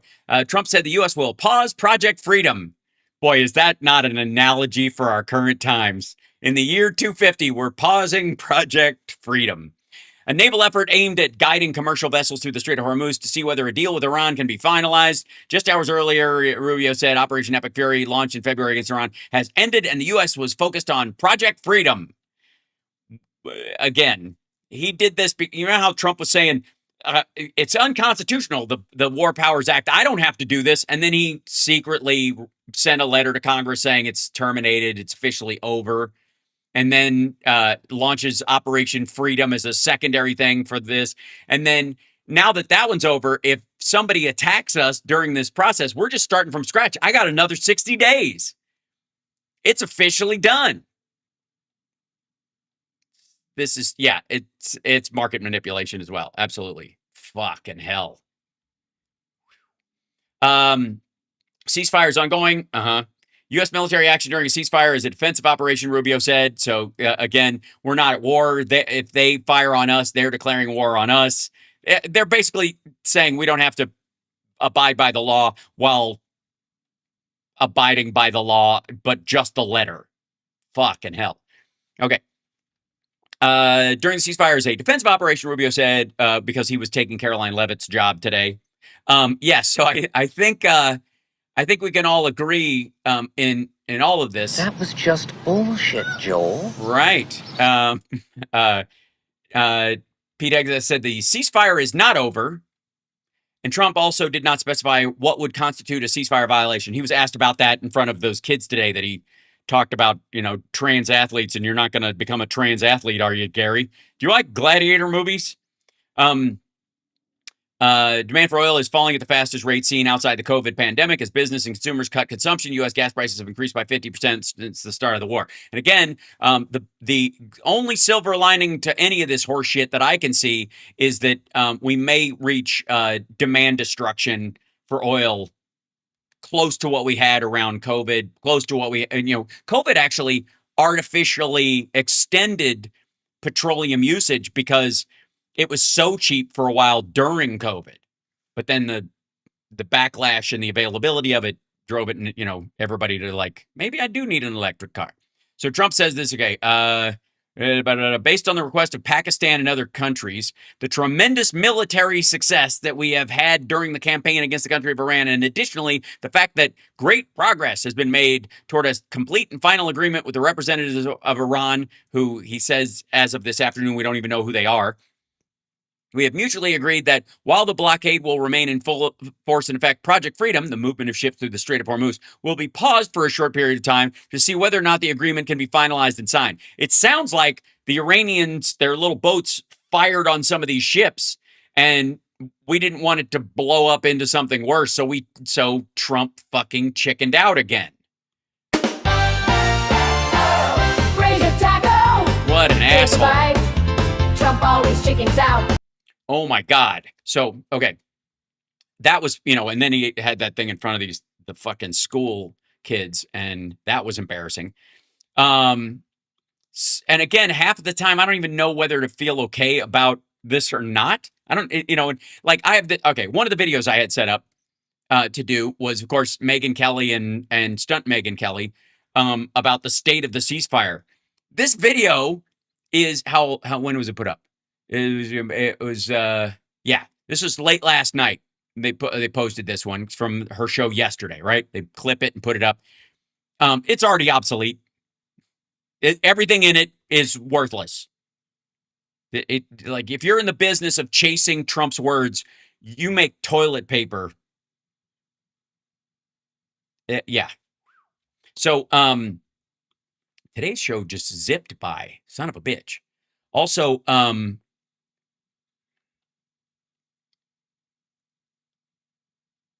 okay. Guess who also agrees with TYT on how you should talk about these kind of things? Everybody's faux Christian rusty trombone, wearing his reborn hat. It's 3 times because somebody else denied him 3 times, and the cock crowed 3 times, and then the 3 days later, whatever. It's a 333 club. I want people to understand this. Free speech in the U.S. is dwindling because of Ted Cruz. They want to make it so that if you say Russell Brand, stay free, you should go to jail. Under the IHRA definition of anti-Semitism, it says that if you say that the Jews killed Jesus, which is in Scripture, which is in Holy Scripture, sacred Scripture, that is actually anti-Semitic. And I want. Well, again, with the help of the Romans, wonderful group, the Romans, terrific. Also, for the record, it doesn't matter who killed him because he had to die because of the Scripture. So the Jews that killed him actually helped carry out the prophecy. So they played a necessary part in the prophecy. They had to. It's like the Pharaoh that was he wanted to let the Jews go, and then God hardened his heart so he could show him how cool it was that he could part the Red Sea. Also, the Romans killed him. Yes, they're the ones who nailed him up and guarded the place. And I want people to understand this. Free speech in the U.S. is dwindling because they want to make it so that if you say Christ is king or the Jews. Yeah, nobody. Okay, that's been a big thing. Candace Owens just talked about this, so this is probably why dipshit is having her on about this. That saying Christ is king isn't the problem at all. People say shit like that in Christian churches all over the place. It's when you respond to people, who are talking about Israel and Palestine, or when you're talking, or when Jews are online, or if it's fucking Netanyahu and you write Christ is king in there. You're not doing it because you believe Christ is king. You're doing it to troll Jews, or even, by the way, Muslims. Jews killed Jesus. Also, I think it's kind of rude because like Christ wasn't meant to be a king. That was Judas's mistake. You will be labeled anti-Semitic. You somehow surely knowing in your heart. TuckerCarlsonBooks.com. So Russell Brand's book is being published by TuckerCarlsonBooks.com. Wow. I guess that's what Nick Fuentes meant with it. He's an operative and he's creating a clique of something. Heart of hearts, you were stepping into difficult terrain, said, I'd like to challenge you all on what you mean by anti-Semitism. Is that how your current challenge began? Yeah, I was selected by President Donald. Oh, this is a woman who got kicked off the Religious Liberty Commission, but she was well kicked off before the Judaism part of it came along. I think she was just like, she was kind of like moderately anti-Israel, doing awful things. Like, I don't know that she was that extreme, because we covered remember when she got booted? I covered the video of her talking about it. Donald J. Trump, and he selected me along with 12 other incredible, very important people on this commission. And simmer down. I had a duty. I had a duty to stand up for. You know who else had a duty? Donald Trump in his diaper. For people of not only of my faith, but people of all faiths. And so I wasn't going to sit there and allow them to define a word that, well, really, they didn't want to define the word. They just said, if you are against the. Okay, these people are fucking crackpots. Get your message worked out, okay? Come back, tell me what the bad man is doing to you, and we'll try and work it out. But this idea that we have to redefine everything whenever you fuckers have a gripe. Holy shit. All right. I'm almost over time. I'm like right at this last moment of this, but hold on one second. One more thing. Where is it? So the 5 was on, and we haven't talked about them in a bit. I just want to see what their take is on the escalating tensions with Iran, which were solved today and then unsolved. How long did Operation Freedom last? An eighth of a Scaramucci? Let's see. So here's the 5, which is really, I mean... Hello, everyone. Greg's not there, and the wrestler dude is filling in. Oh, Lord. This is gonna be lame. I'm Emily Compagno, along with Kellyanne Conway, Harold Ford Jr., Jesse Waters, and Tyrus. It's 5 o'clock in New York City, and this Doesn't he go by Tyrese? is the 5. Yeah, that's right, Janelle. One fucking day.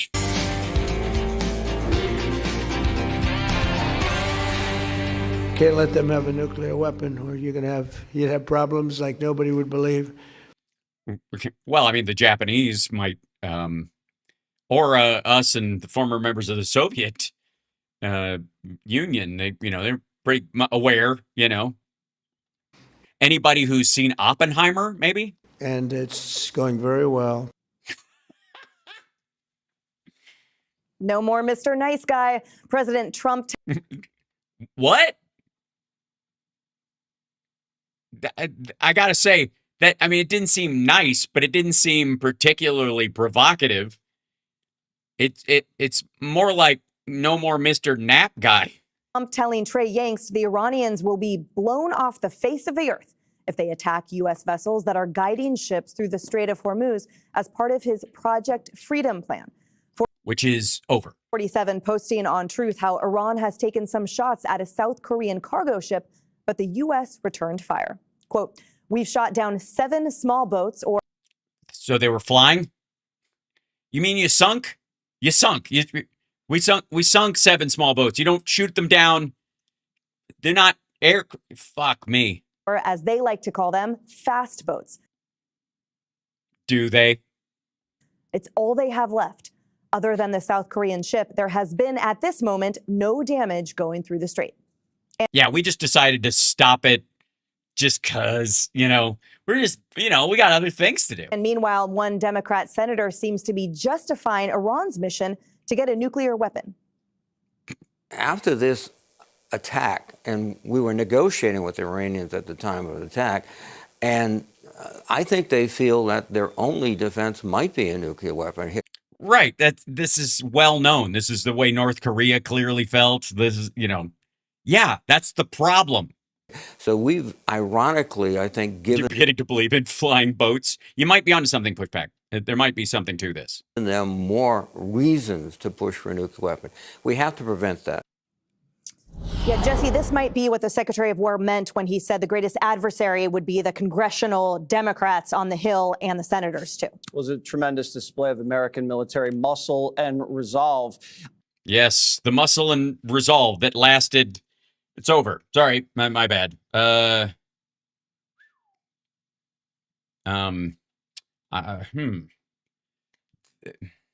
the strait while we maintain the blockade, which we stopped doing. That's going to really bring their negotiating team to its knees. It also unlocked. Well, so we didn't bring their negotiating team to their knees then. All of this pent up cargo and energy out of there. Nope. Still stuck. You know what? Yeah, I should check. You know what? That's not fair to these wonderful journalists. There you go. Marine Traffic Strait of Hormuz. Here we go. Port of Hormuz Strait Traffic Live Map. There you go. Marine vessel traffic happening right now. What's going on? There's bunches of ships. Are they moving through? No, they're not. They're all stopped just like they were before. They're all gathered over here. They're all gathered over here. There, you dipshit. Yep.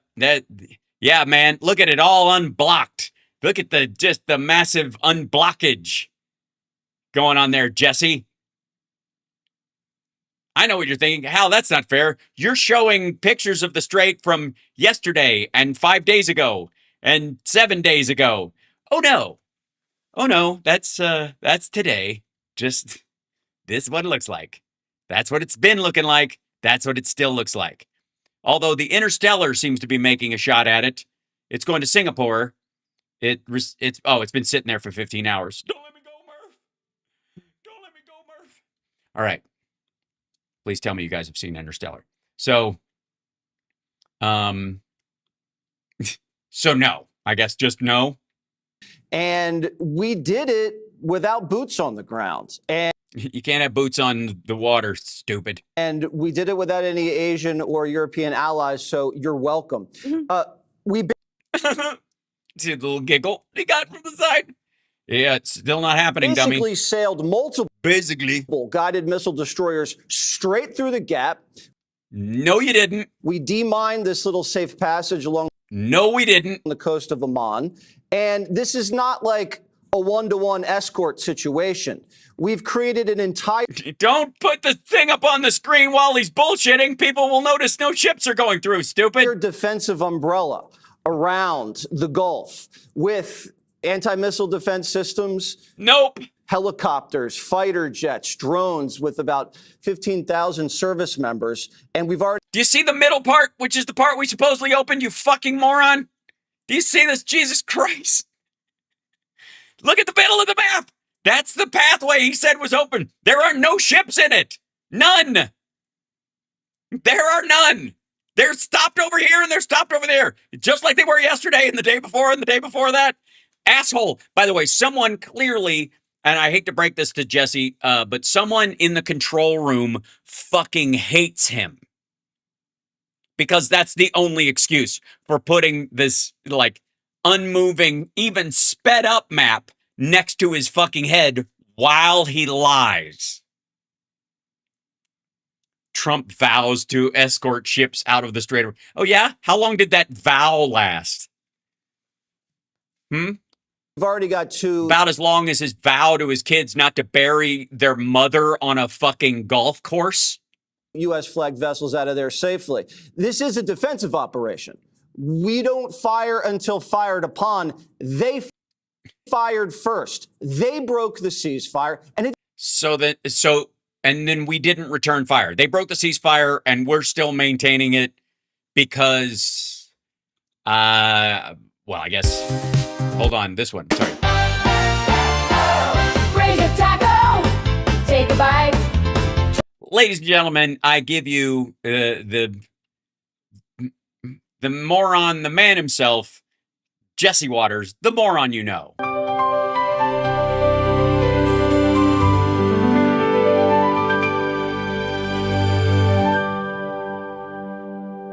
What an asshole. So, and it didn't go very well for them.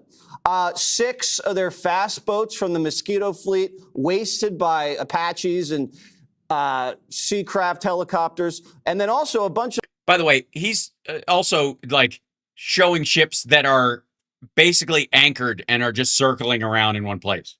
The missiles and drones they shot out, all of them intercepted. They threw some missiles over at our buddies at the UAE. Almost all of them intercepted. There's a small fire at an export terminal. I think it's going to be... Sorry, let's be abundantly clear.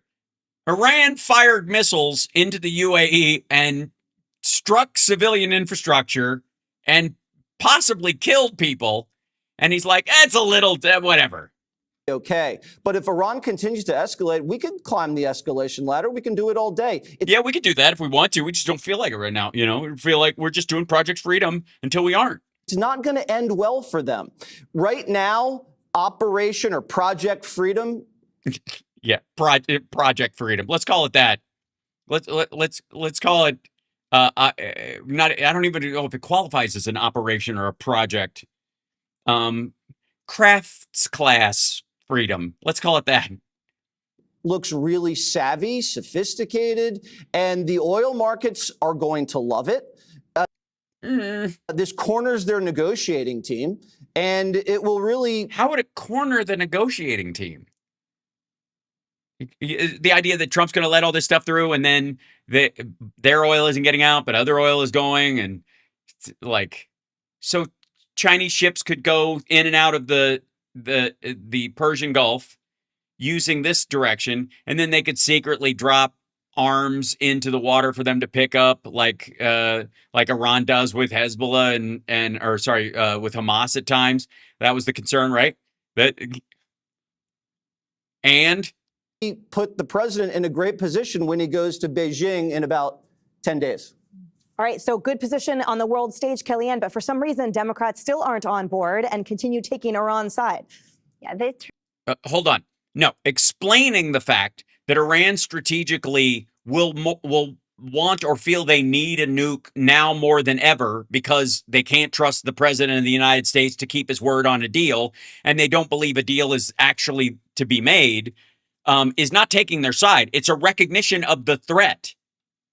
It's turning into the anti-Israel, un-American, pro-Iran party. And if you don't believe me, listen to them. Jack Reed has probably been in public office. He's probably been a politician all 47 years that everyone else looked the other way on Iran.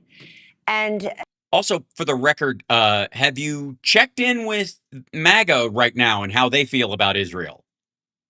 look, this Harvard-Harris poll is very important because they're asking the right questions, not these dopey questions. Do you like bombs? Do you like war? Duh.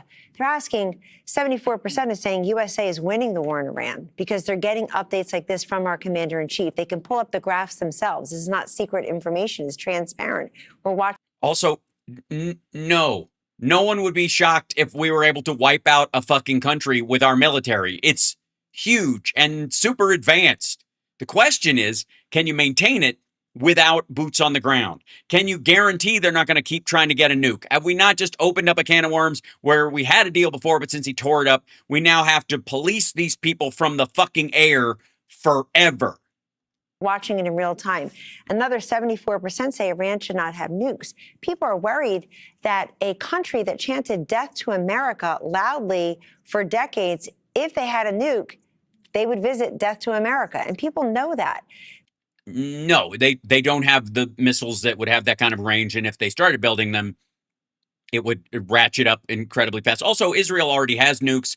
So the idea that they would get a nuke and use it immediately, like Trump says, if Iran got one, it would mean mutual destruction between the two of them. What they would use it is the same way Russia would use it, as an envelope, as an umbrella under which they could attack other people.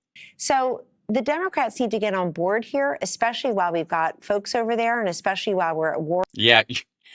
How do we get the Dems on board? I know. We'll send soldiers into harm's way and make them look like they don't care about the soldiers if we don't let them create a war out of from whole cloth. With Iran, they can question it. They can say we don't want to fund it. They can say you're exceeding the war powers. They can say whatever they want. We know it's that fucking America thing. But what they're saying, Emily, is so harmful to the good work that we're doing there and to stopping and to actually President Trump doing the job of 6 or 7 presidents who said Iran and 50 presidential candidates. Iran can never have a nuclear weapon. We tried everything. Diplomacy. We got something and he tore it up. That's why there is no deal to be made. There is no deal that will be made. The Iranians, if they took a deal and then followed through on it, they'd be insane. And Trump would just fucking go, okay, they signed the thing, fuck it, we're done. And let the IAEA and the Europeans clean it up. I don't give a shit if they build a nuke. Diplomacy, coddling them, cudgeling them, giving them pallets of cash, threatening them, JCPOA. We tried everything, and yet Iran was this close to getting a nuclear device anyway. Nope. No. Trump tore up the deal. That's what made them get close to it again. That's what made them realize, well, fuck, we can't make a deal with these folks.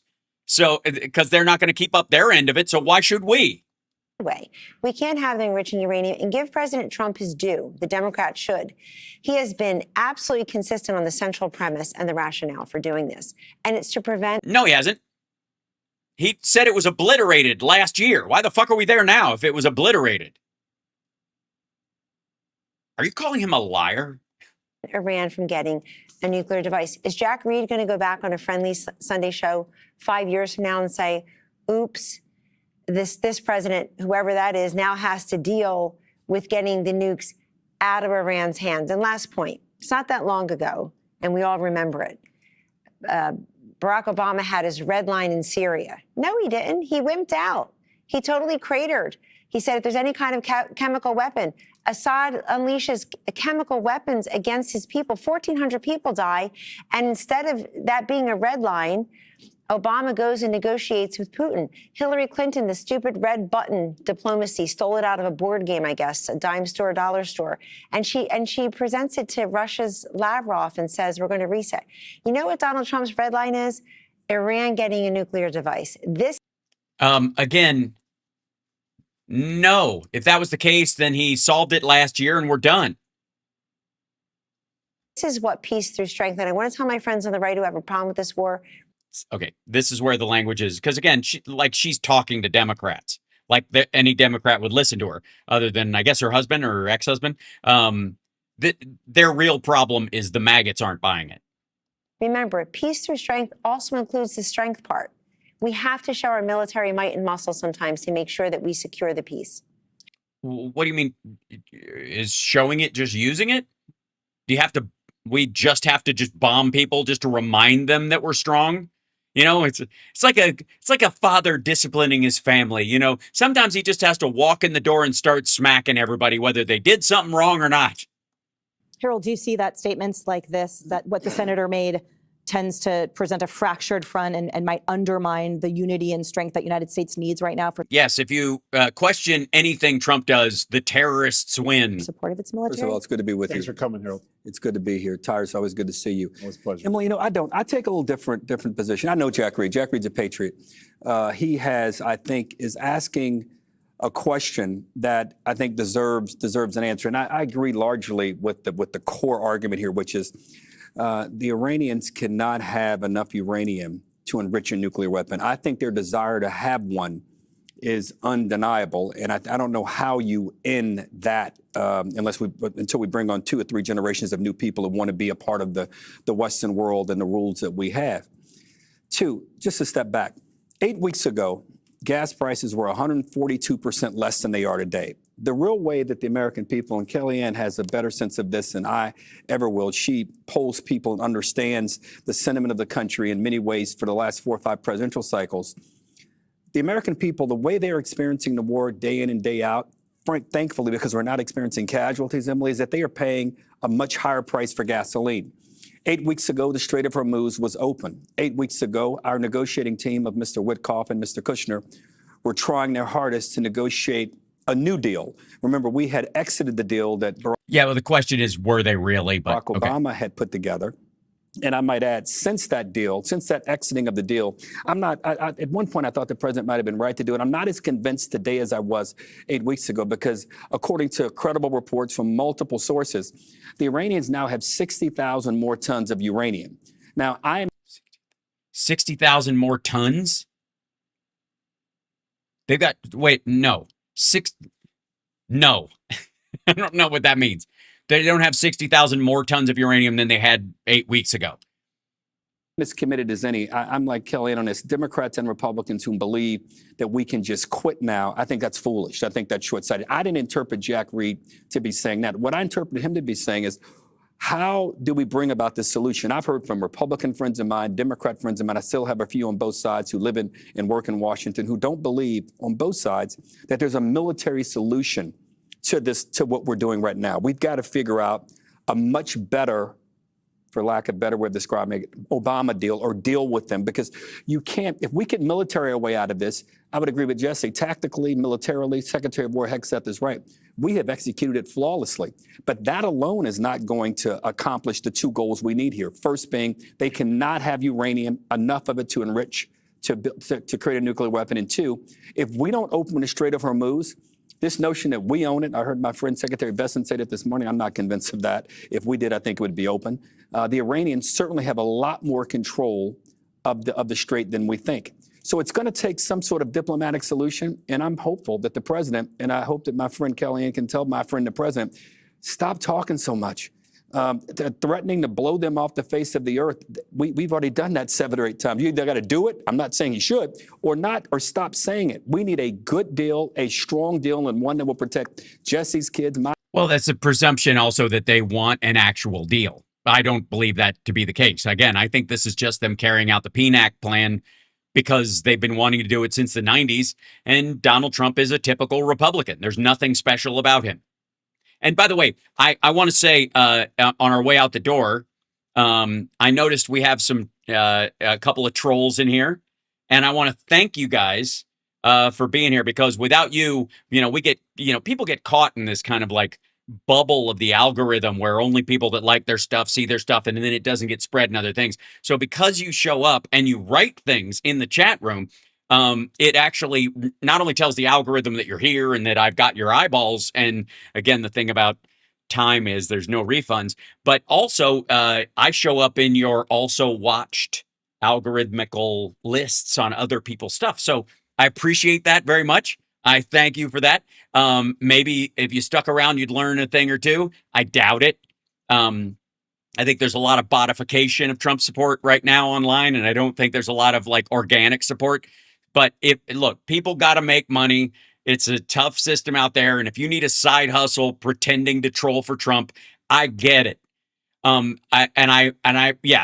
know you might be a little upset, or your boss might be a little upset that we don't in my chat room in general get we don't start whinging when trolls show up or weep about it or get upset. We just, look at you as what you are, ridiculous and suckers, or just working stiffs trying to make a dime. So I don't fault you for that. Anyways, well, you're welcome back anytime. Just keep your sort of bigoted and racist language to a minimum, and the anti-gay slurs and that kind of stuff. Just keep those to a minimum. If you have a real argument, make it. And I will also say that this keeps coming up as well, that calling me like a B-lister or a C-lister or a D-lister or whatever as an actor and that kind of stuff isn't really an insult, because all you guys think that A-listers eat babies. So all you're saying is he's a talented guy, he just wouldn't eat the baby, which is true. I never was invited to any of those kind of Diddy parties because I assumed baby was on the menu and I wasn't going to go. And I never will. And if that keeps me out of the A-list, then so be it. I'd rather be a blue collar comedian and a blue collar actor and work for a goddamn living than baby eat my way to the top. I'm not going to do it. Not to impress you. I'm not going to be another, Ted Nugent. I'm not going to do that. I'm not going to be one of these big superstars that eats a baby just to get ahead. I'm not going to do it. And you can like those people and you can support them. I mean, I understand that, to have the biggest game show in the world, like The Apprentice, you had to eat a baby too. They had a bunch of other people that were going to be the host of The Apprentice, and Trump was the only one that would eat a baby. It was weird.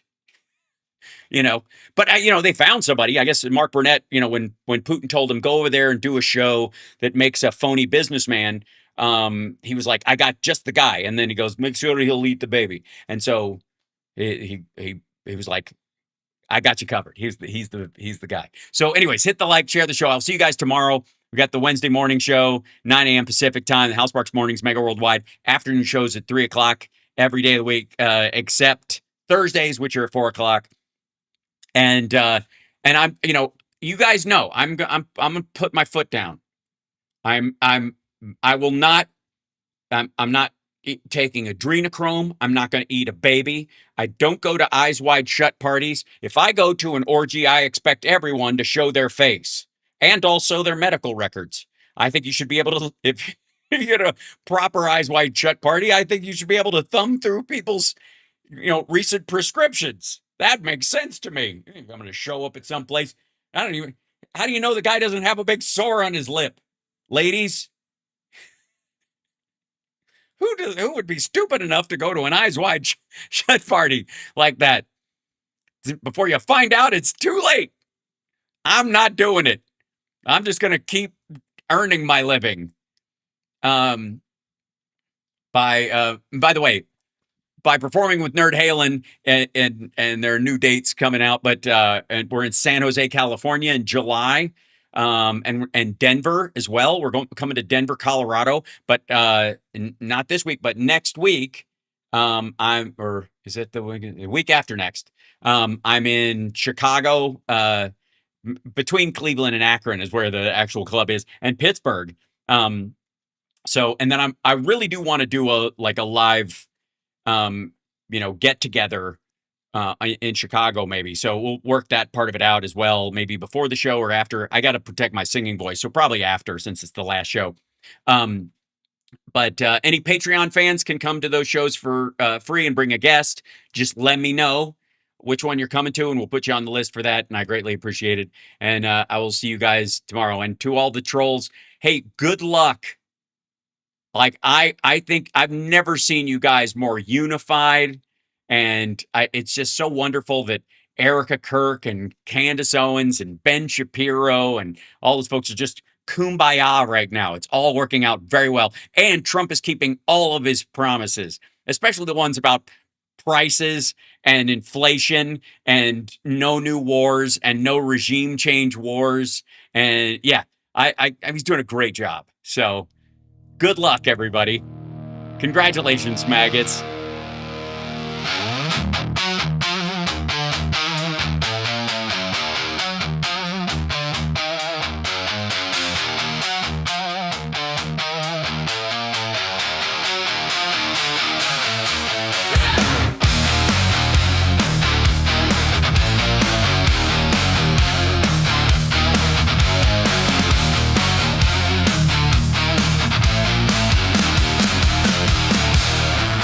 I keep a seat where the light won't reach. Whisper low so it sounds like peace. Lay your head, let the ceiling spin. You don't have to begin again. I've been here where the air goes thin. Saw what happens when you try to win. Better stay where the walls don't move. Nothing left that you have to prove. I don't push, I pull you close till you forget what you wanted most. It's just the way